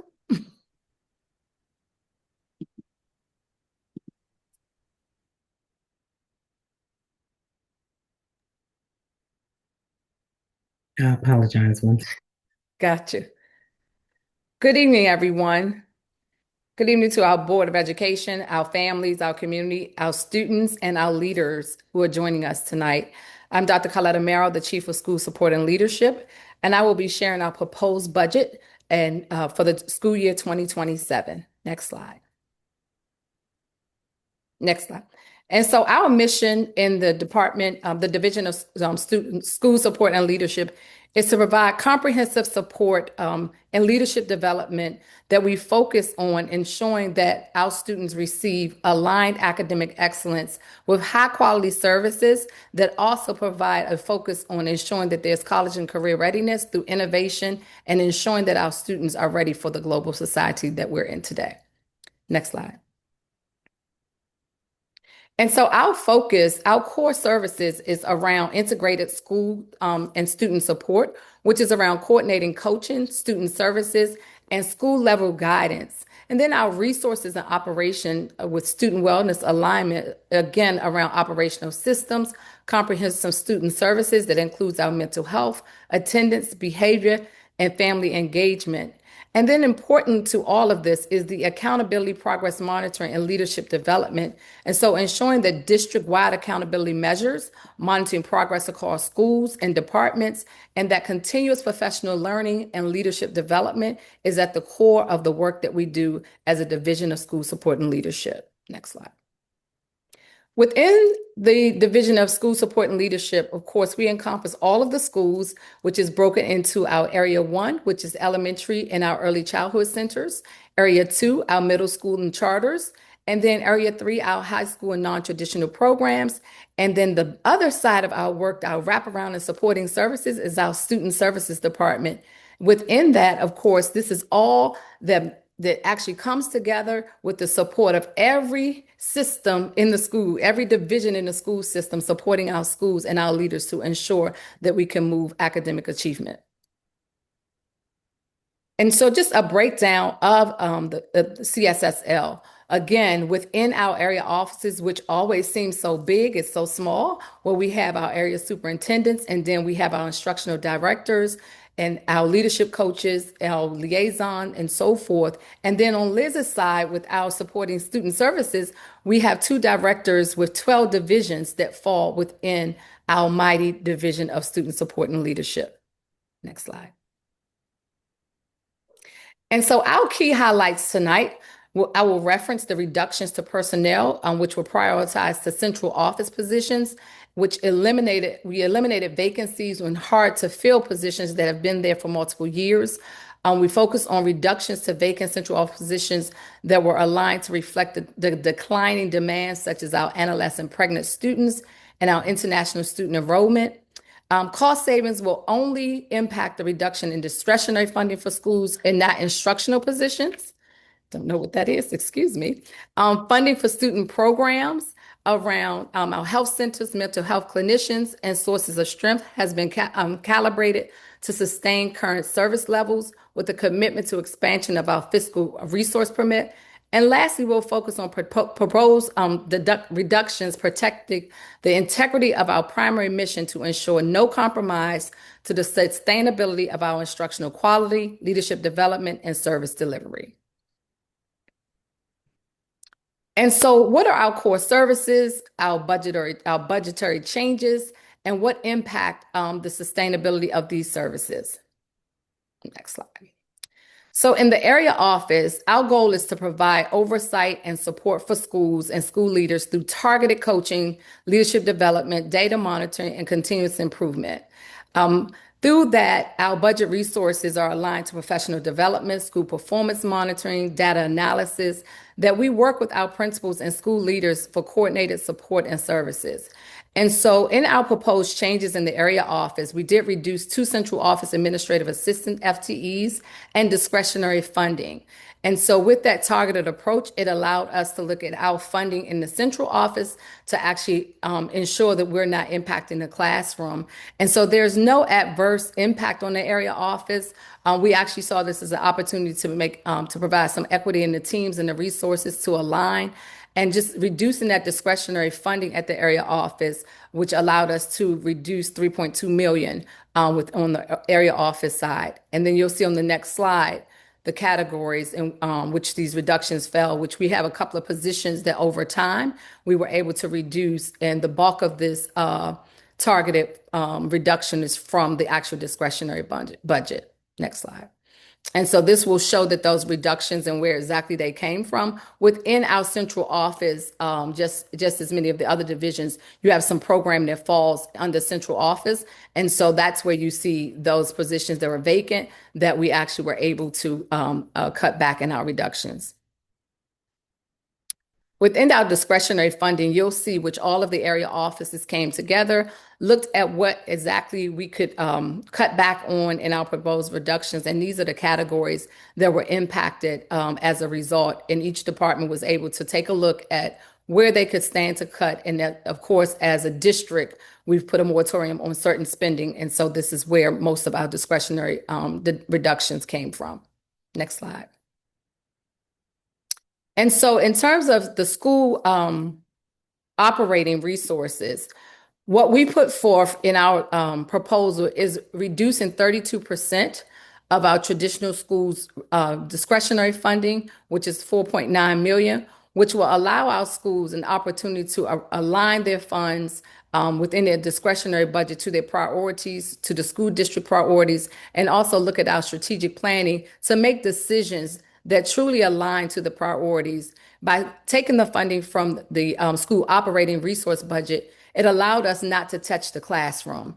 And so when school leaders receive their budget, they'll see the reduction on discretionary funding, which they'll still be able to allot where they would like to make those choices within their budget. And we will ensure that all of our schools still have enough funding that they're able to operate and sustain where they've been the previous year. Next slide. And so, and I kind of spoke to this, but in terms of that school operating resources, and if you're not sure what school operating resources is, this is that day-to-day money that schools receive around specific to do their specific priorities in different categories to align to their actual effective school planning. Our SPP and our instructional priorities align with our district's big rocks as well. And so we actually see this as an opportunity as we are digging into our strategic planning as well as our school improvement process to actually help our leaders to be more effective in their planning and more purposeful in what they do with their funding. And this proposed reduction equals about 4.9 million across all of our schools. Next slide. And so as I mentioned earlier, our student services side of the house, which is led by Dr. Faison, we actually have 2 directors with 12 different divisions, all that encompasses the needs of our students and staff within our schoolhouse, from our Office of Homeschooling down to our mental health services. And so I'll now transition into the sustainability of our student services side of the house. And so our student services division is aligned, their aligned priorities are around our big rocks and our blueprint pillar 3 and 4. A lot of our work that we're doing around MTSA support, as well as our college and career readiness. And so you will see throughout how we're implementing our priorities and ensuring that our alignment of our funding aligns with the priorities. And so the proposed reductions in student services actually equals about 3.8 million, which was the threshold that was requested in terms of us trying to meet that 150 million deduction that as a school district. And so you can go to the next slide. As you see here, you'll see where the proposed reductions lie in our discretionary funding. And I'll go more in detail as we talk about our student services side of our division. So within that, our proposed reductions, there's about 79,000 subs that we are proposing to reduce through our adolescent parent liaison program. We currently have one vacant position, and so we've had that vacancy for some time. And what this would allow us to do, since we have not been able to fill that position over time, we will actually divide that caseload among the current members of that team. And while the caseloads will be a little higher, we have been doing that for some time now while that's been vacant. So since it's been vacant for some time, we've decided to actually make the reduction there. And so in our international office positions, I'm going to continue, which is our division, which coordinates across our departments with our English language learners. We are proposing to reduce one of our vacant bilingual techs and one of our vacant clerk typists in that department, which actually consists of 4 bilingual techs and 1 specialist. And so we don't see that where this will actually be a huge impact to our division with this actual decrease with the our lowering of numbers of immigration enforcement and our trends of what we're seeing in our enrollment. And so we don't see that this will actually be a big cut to us with this proposed reduction here. Our private duty nurses. So our private duty nurses, we have some one-on-ones that are currently serving 60 to 80 students, and we're utilizing 11 FTEs and supplemental contractor agencies for this. And so we propose reducing 4 private duty nursing positions, and these positions, again, have been vacant for some time. We were approved for 15 positions in the past 2 years and had trouble filling these 4 positions. And so to offset the vacancies and reductions, we've expanded our network with staffing agencies to actually assist us with contracted services and so forth to actually ensure that our students' needs are met and that we continue to meet the need. So that's what this actual reduction is referring to. And so our mental health services, which we know this is something that we is dear to our heart. And so we have a multi-tier clinical model that we implement in our mental health services team. And with that, we are investing in this.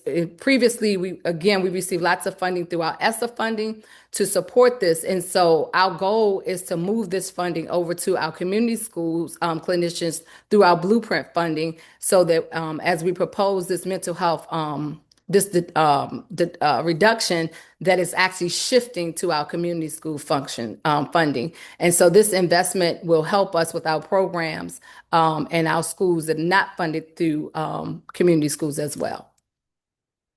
Next slide.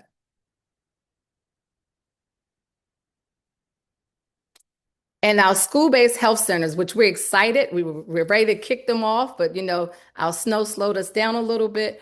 But we actually initially proposed that we open up 10 of our mental health community centers, but now we're going to actually open 7 this year.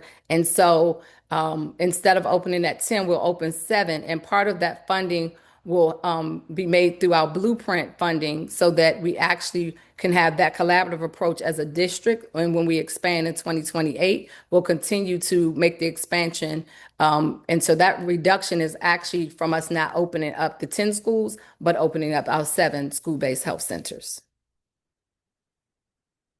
Any questions? That 10 minutes goes fast. It definitely does. Board members, do we have any questions for the Division of School Support and Leadership? Dr. Moss. Thank you, Dr. Merrill and team, and Dr. Faison for all the incredible work that you all do. School-based, the centers that we were going to roll out, what is the long-term plan for that? Are there any connections to I know we lost federal Medicaid funding. I do worry about that. I thought that was going to be really great work for our communities. Do we plan to revisit this at some point? I know we haven't, rolled those things out, so we're not really per se losing something that has already been in place, but I know there was a long-term plan to make sure these health centers are in all the schools. We did that, when they designed Drew Freeman and all those different schools. We were expected to have clinics all across these schools. The spaces are in our new buildings. If you're not ready to talk about this yet and you're just trying to get through the budget, I understand, but I am curious of where we're going long term with this work and if we've looked at ways Medicaid can support this or whatnot.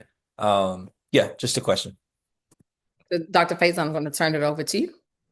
Okay, I would just say succinctly, we have rolled out 4 clinics at the start of this year. And what we are doing is utilizing Medicaid to bill for those families who have that resource right now. And what we're looking to see is if those students who are receiving the services through Medicaid billing will offset how much we're actually having to pay children for the rendering of those services. So we are looking to leverage those funds now. And are we hoping that if we see an opportunity in terms of the reimbursement on these, I'm curious if there's a plan to re-up these and start using Medicaid as a revenue stream to continue building these out. Since we're at 4, the plan was to build more. Are we doing this research to figure out if this is a viable revenue stream to bring more online? That's a great question. I look forward to working with Dr. Coleman's team and our chief around that. Yeah.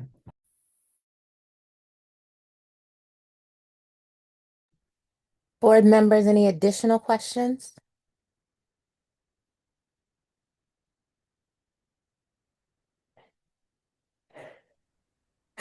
Dr. Moss for round 2.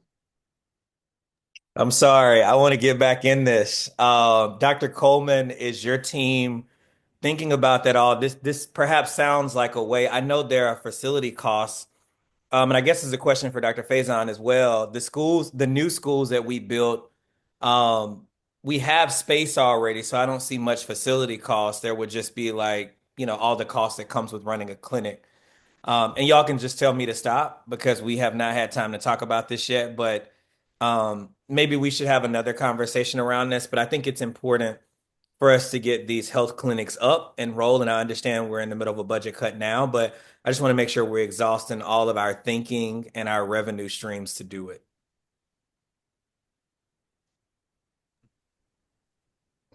Well, I do know that as a part of our P3 schools, we certainly have built in. Well, go ahead, Jason. I'll let you go ahead and speak to it. I was going to say we do have the facility and the space, and they have been built out to accommodate that. I do recommend that we just get a smaller group together to talk through that process. But we have built them for separate entrances, a separate security system. So it is literally ready, plug and play.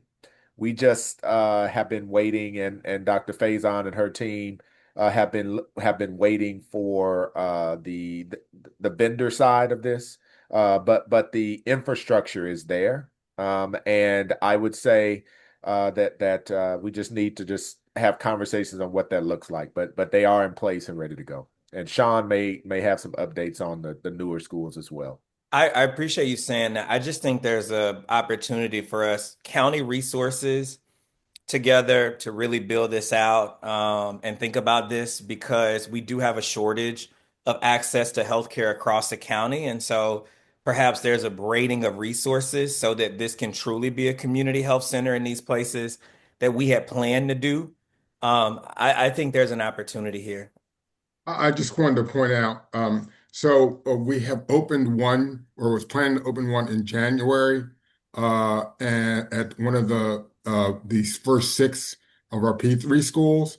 By the end of March, or we should have rolled out all 6 of the health centers in the first P3 schools. We're using National Children's Medical Centers is going to be the vendor, and they were up, and that vendor was obtained through the county, who's responsible for manning these facilities, and they will be up and running. All of them should be up and running I said March, I think it's May, but we have a rollout. The first one was opened in January. We've been working very closely with them to make sure that they had all the specialty needs and that all the utilities worked and that they had their equipment all fit into those facilities. And they are operating the first one. And as I said, they should all six should be operational by May. Thank you so much, Director Matlock. Committee Vice Chair Brown? Yes, thank you so much, Chair Goins McCants. I wanted to talk about just the mental health services.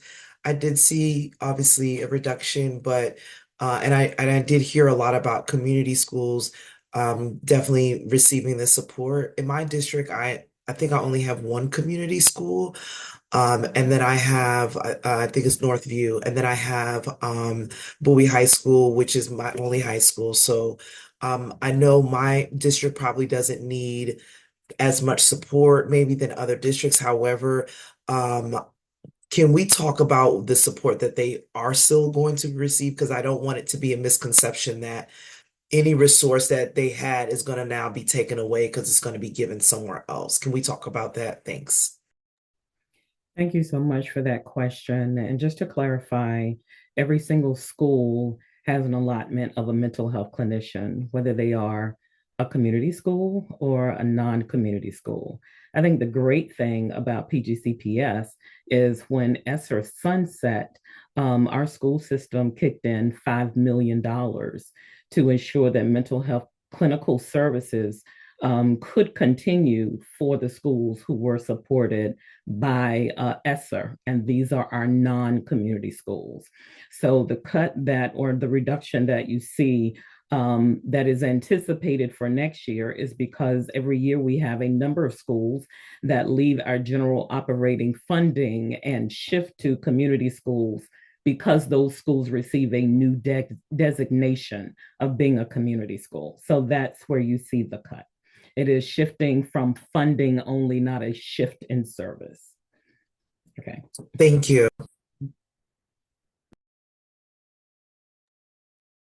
Thank you, Dr. Faison. That was going to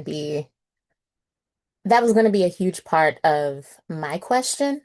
Can you speak to how specifically if each school is still retaining that support from those mental health services and we are shifting from one budget to another, is that going to impact any schools, the students in those schools' ability to get the service? So is there like multiple people at one school, or do community schools have more of these support services because they have a different budget?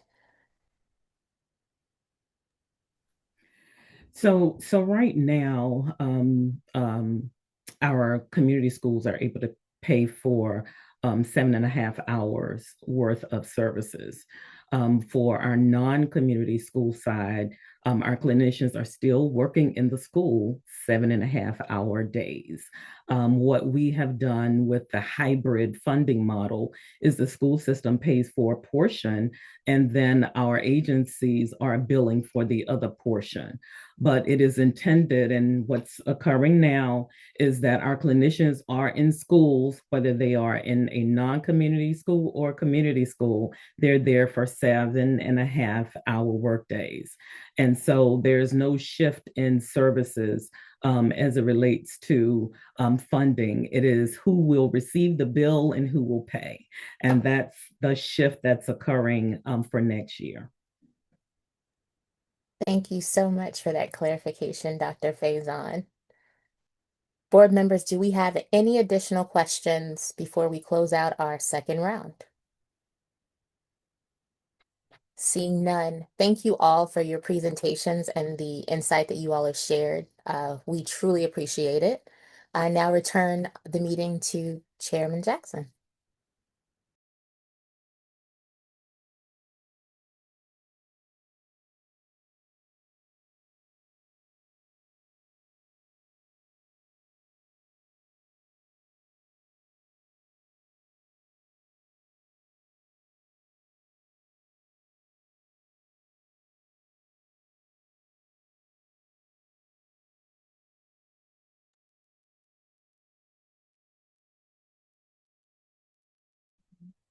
We might be having some technical difficulties. I'm sorry. You didn't hear me? I'm sorry. I didn't know I was on mute. So I was saying that there being no further business, the time is now 6:52. The meeting will recess for 8 minutes to reconvene at 7 p.m. Uh, there being no further business, we'll be on recess. And please also know that this will be the same link for the public hearing. Thank you.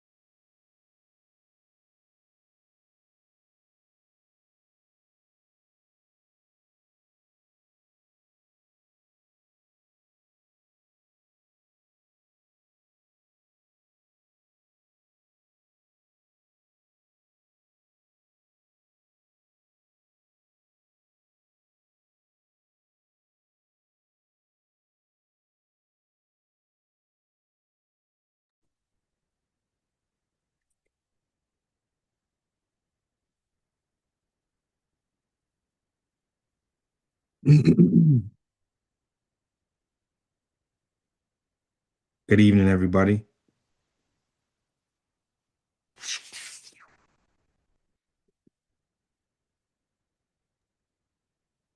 Hey, Cindy, you want to restart the meeting?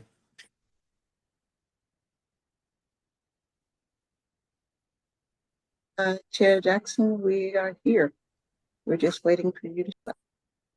Great. All right, the time is now 7 o'clock. Welcome back to the February 5th, 2026 Prince George's County Board of Education Budget Work Session and public hearing for FY 2027 Interim Superintendent Proposed Operating Budget. To those of you joining us for the first time this evening, I am Brandon Jackson, Chairman of the Prince George's County Board of Education.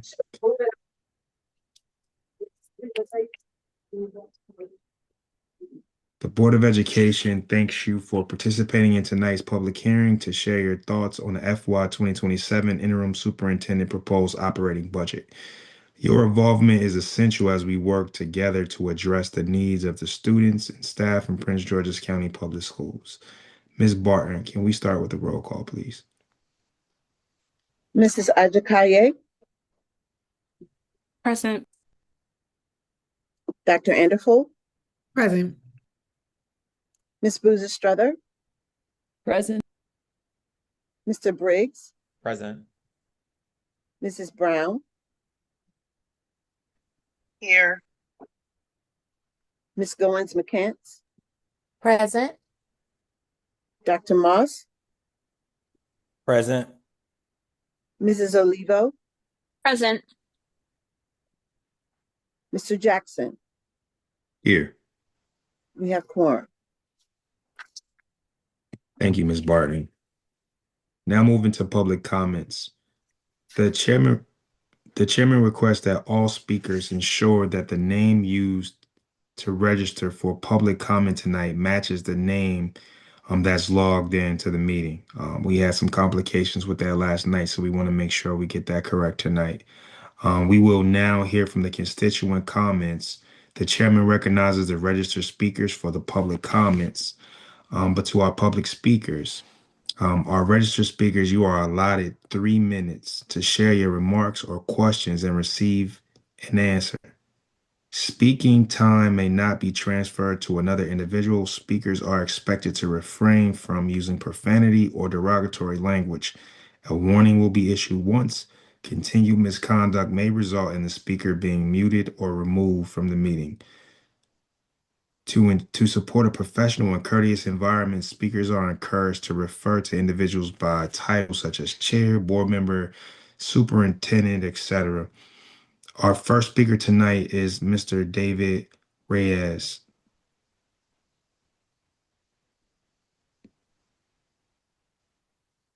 This individual is speaking on electric buses. Mia, do we have him queued up? Yes, we're moving him over now. Okay, thank you. And can we, before Mr. Reyes goes, can we make sure that the rest of the list that we have are queued up and ready to go? Can we individually chat them to make sure that they're locked in so we can move along, please? Absolutely. Thank you so much. Mr. Reyes?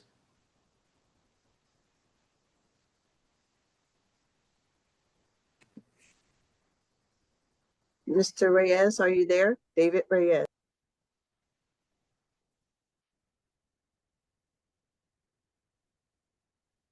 Okay, do we have Mr. Coates available? Because we can move along and we can come back to Mr. Reyes at the end. Emmanuel Coates, individual, Prince George's County, speaking on school policies. At this time, Mr. Coates is not here. We're moving on to Gina Bowler.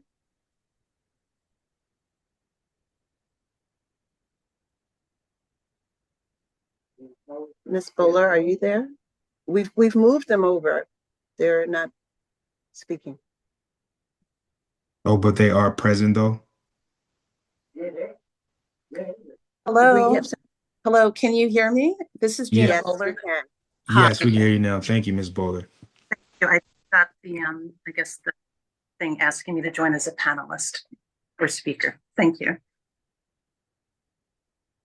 Should I go ahead and start? Yes, please. Thank you.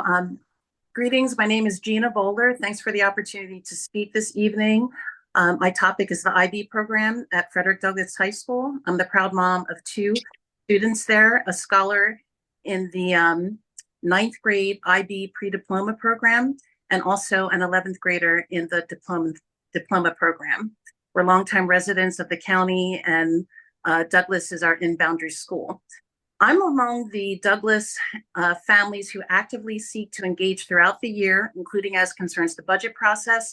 Yet we were surprised by the January 26th and 27th announcements flagging the proposal or the decision to conclude the IB program at the end of the school year, but keep the IB diploma program as a specialty program. Notably, the announcements were silent about the pre-diploma program. And with that program, entry is in the 9th grade through the specialty program application process or tag continuity. So I'm looking forward to next week's PTSO meeting at Douglass. It's a general body meeting, but I understand that we will learn more about the January announcements regarding the IB program, and that school and district leadership will be there to speak about it and to take questions, along with cover other topics at that general body meeting. In closing, I'm asking that the board and the school system consider these requests. Please keep your commitment to the IB families, including the current IB pre-diploma program 9th grade scholars, such as my daughter. Continuing the 2-year track from 9th to 10th grade will help them prepare for and access the rigor and prestige of the diploma program. If not, I'm concerned about disruption to IB continuity, less preparation for the IB diploma program, fewer rigorous courses available to 9th and 10th graders at Douglass, and erosion of trust among current and prospective IB families and Douglass families. Please update or revise the sample 4-year planner for the International Baccalaureate program at Frederick Douglass High School and distribute it as soon as possible to families so that we can proposals would affect our students in the coming years. And also please host timely meetings that are dedicated to IB. Host those meetings with the families, and please Thank you. The IB Parent Council. Thank you. Thank you, Ms. Bowler. Moving on next to Chairman Jackson, yes, ma'am. may I please make an announcement to all of the public commenters? We will send you a message that will promote you to become a panelist. You must accept that in order to be moved over to speak. If you decline it, you will not be able to speak.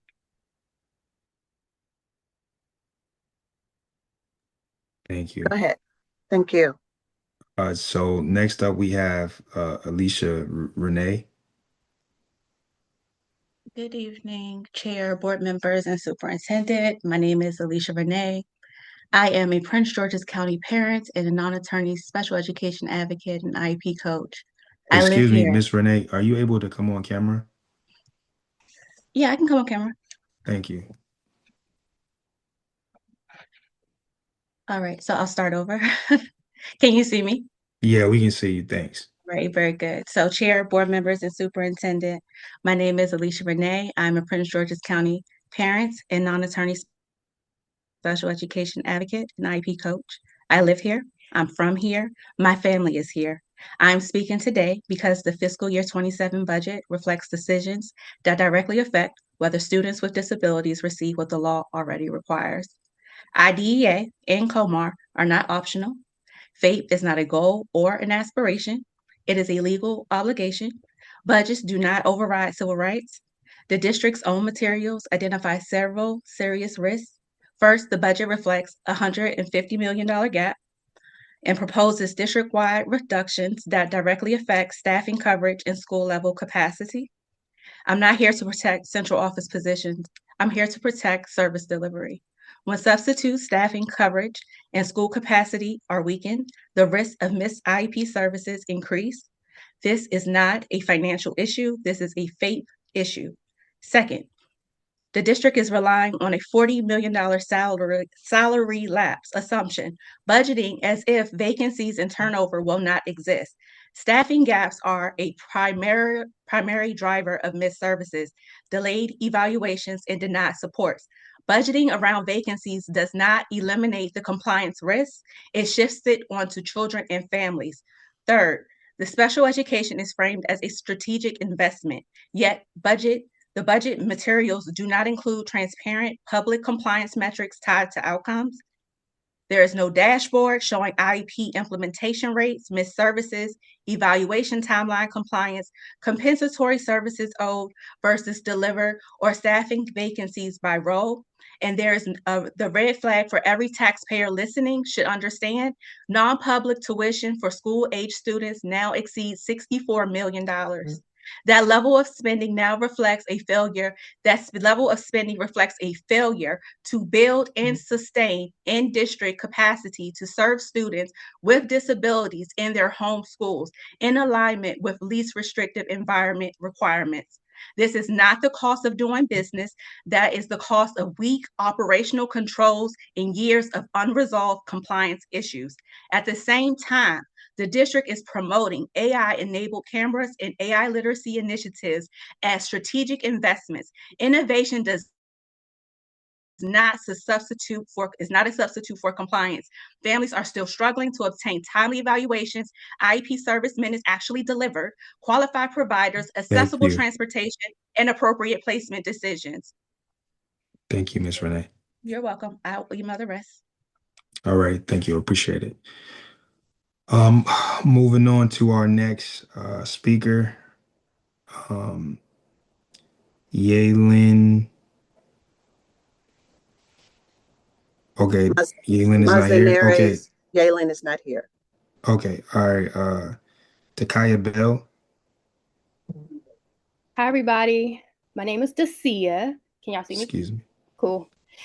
I'm here representing Judith P. Hoyer, Montessori, PTSA. Our members are residents of school board districts 4, 5, 6, and 7 because we're a specialty school. I'm here because we need a gym. We're a 5-star school and our scholars deserve a gymnasium. We do not have a gym. It's a pre-K 3 to 8th grade school and we don't have a gym. Our physical education teacher, Mr. Little, is doing an amazing job modifying an ordinary classroom in order to teach the curriculum, right? Because physical education is a part of their curriculum. Physical education plays a critical role in students' physical health, their emotional well-being, their overall academic success, and yet our current facilities significantly limit those opportunities. Also, because we don't have a gym, the middle schoolers can't participate in middle school sports. And they shouldn't have to choose between their world-class Montessori education and playing sports like basketball. Organized team sports will not only enrich the collaborative aspect of their Montessori education, but will also enhance their school spirit, their sense of belonging. It has been proven that students who participate in sports learn teamwork, resilience, discipline, leadership, good sportsmanship, integrity, self-respect, responsibility, increased self-esteem, emotional regulation as they learn how to handle pressure and frustration while maintaining focus, enhanced motivation to increase performance in the classroom. They learn time management, and there's a reduction in involvement in risky behaviors when they play sports. We're hopeful that the board will consider this request and recognize the importance of investing in facilities that promote student wellness and equity. One last thing. I believe it's only 6 5-star schools in the county. Judith P. Hoyer Montessori is one of them. And I believe that our scholars have worked super hard. The staff have worked super hard. They deserve a gymnasium. And I'm hoping that we can elevate this on the priority list. I know there are schools across the county that need things, but I believe that this is a priority for our scholars, and I'm willing to work with the board and whoever else that we need to pull funding from. I heard people on the call talking about the state and the county council. I'm willing to talk to whoever I have to in order to get this done for my son. And thank you all for letting me speak. Thank you. Moving on to Miss Danielle Rose. All right, be quiet. Hi. I'm here to speak about the proposed cuts to the Chinese immersion program. I am uniquely affected by this. You are managing to devastate all three of my children's lives. I have one in elementary, one in middle, and one in high school. So my two oldest, who thought they would be going to high school together, we don't know. Probably, maybe, who don't know. I feel like this is a very hypocritical cut. You want to make world citizens. There's 1.4 billion people that speak Mandarin. My children are all learning it. I just feel like there are several ways. We're willing to work with you to improve the program and to expand it. We're sort of a weird boundary school that's also an immersion school. And we would love to work with you to make it better. No one's actually ever asked us, no one from the immersion office ever reached out to say, how's it going? And are you happy? I personally love it. I wish more people could attend. The teachers are amazing. The language development that I've seen in my children is amazing. We're latecomers. My oldest didn't come till 4th grade. So she is one of these children that was directly called out, in the letter of people who come in late. And yes, we did come in late, but we have had an amazing experience. Also, I do feel like there is an obligation to us. We bought in and we want that same buy-in from you. There are several ways to improve the program, and I think a full-scale cut is not the way. Montgomery County has a Chinese immersion, and they have a wait list. Virginia has Chinese immersion. They have wait lists. Why can't we do it? Why can't we do it better? Why can't we do it the right way? Let's just try something before we full scale cut this program. And, I just want you to be able to see the face of some of these students. Can you say something? Ni hao. Ni hao. Ni hao. This is my first grader. She loves Chinese. She actually just started dreaming, not all the time, but she has dreams in Chinese. A world language program, that's not going to cut it. That is not. Right now, she currently takes math, science in Mandarin, and then has a Mandarin class on top of that. She is making leaps and bounds. Her brother and sister are making leaps and bounds. These cuts, Thank not you. only devastate my family, but they devastate all the families who have bought in and all the Thank you, progress Ms. our Rose. children have made. Thank Appreciate you. you. Thank you. All right, moving on to our next speaker tonight is Anna Gutierrez.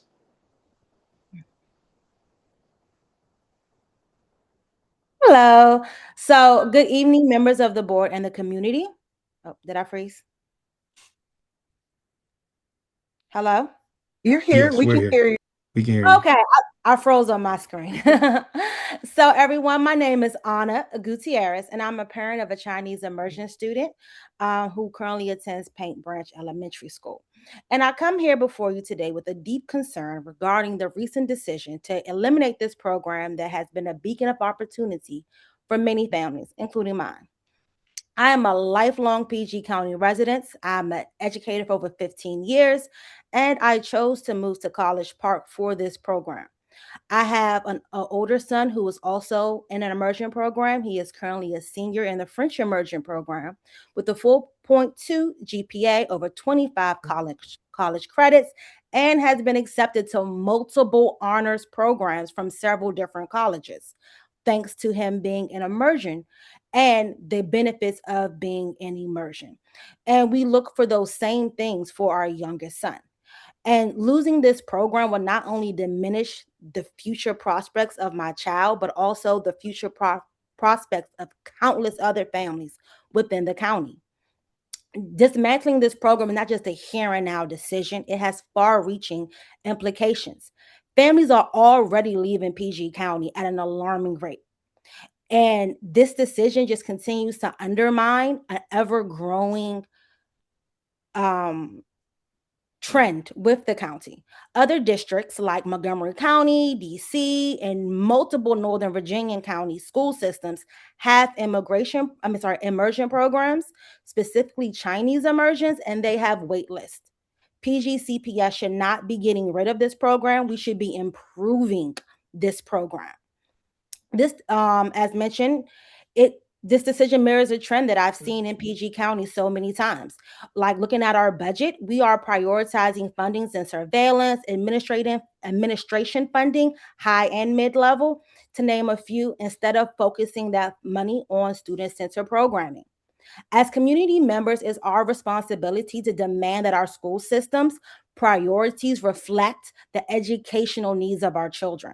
Therefore, I ask the board to consider to keep the Chinese immersion program alive from elementary to high school, because once this program is cut, it's going to be irrevocable. It is going to be an ongoing trend of poorly made decision by the misguided PGCPS board over countless years. So I'm going to leave with this quote. If you plan for 1 year, plant rice. If you plan for 10 years, plant trees. If you plan for 100 years, educate children. Let's not allow short-sighted decisions Thank to you. stifle the potentials of our students and community. Let's work together and educate children. Thank you. Thank you so much. And I did see that Yalen was back in the chat. Can we circle back and get Yalen, please? I searched for that name. I don't see the name. Yaylyn. I see the name. Yeah, it's the last name is Manzanars. Jaylynm. So is it J or is it Y? Because it was signed up as a Yaylyn. I just want to make sure I'm pulling over the right person. It is correct. I can confirm that. It's J or Y? The person whose name is listed, the Zoom name is Jaylynm. Okay, I'll pull that person over. I'm just being cautious because the name was registered as Y. Just wanted to make sure. I think they're there. Thank you. Yeah.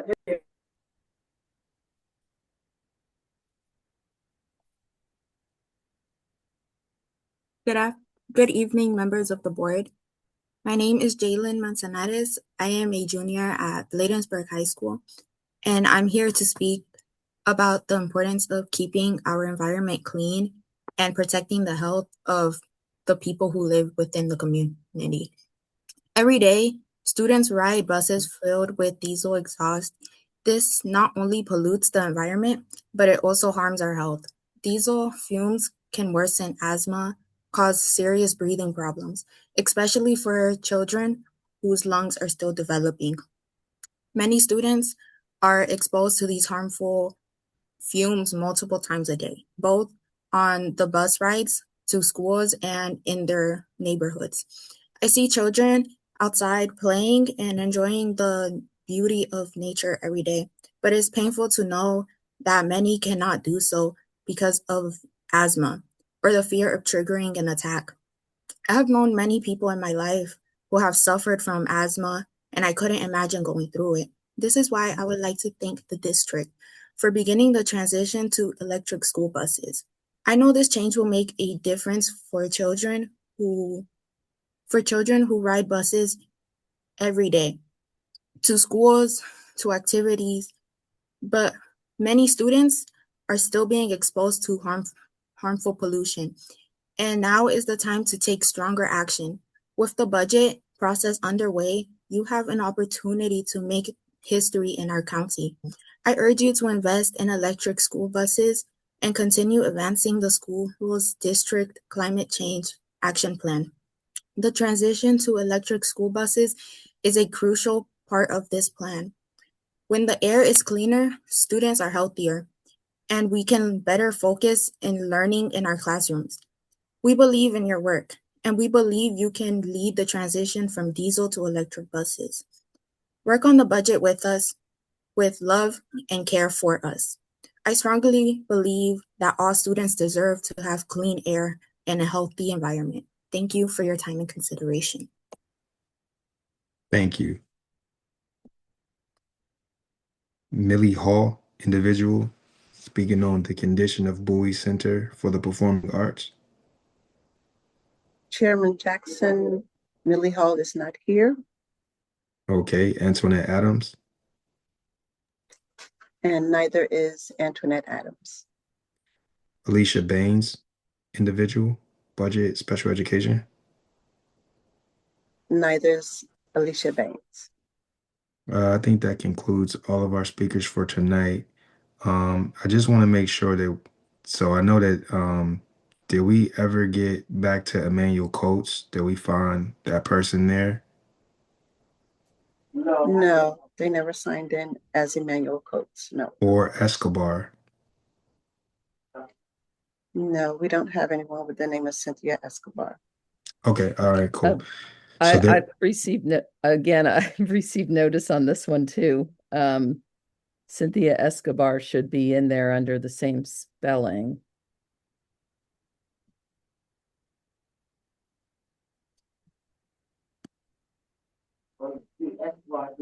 I'm checking. It's Escobar, but it's not her. Just pull whatever Escobar over. Just pull that person over. That's fine. Okay. Okay, we'll do. Okay.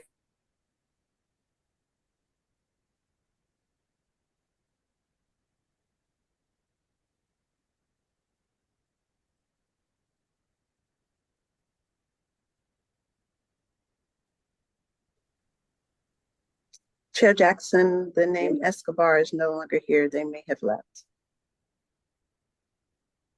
I'm sorry, board member Boozer Struthers, didn't you say that the person said they were there?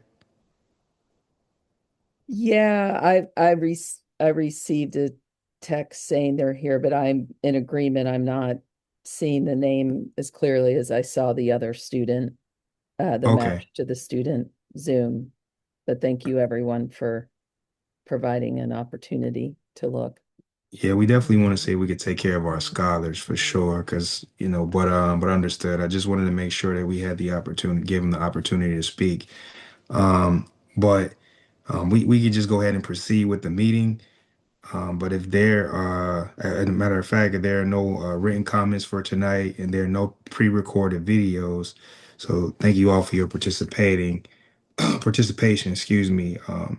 And the chairman informs the public that the board will host this second virtual meeting that will be Thursday, February 12th, 2026 at 5 p.m. Again, that's Thursday, February 12th at 5 p.m. As a matter of fact, I think it's going to be at 5:30 p.m. actually, 5:30 p.m.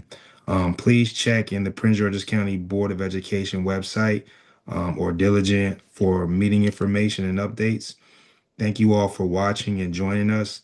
There will be, since there is no further business, the time is now 7:28 and the February 5th, 2026 Prince George's County Board of Education meeting is adjourned. Good night. Good night.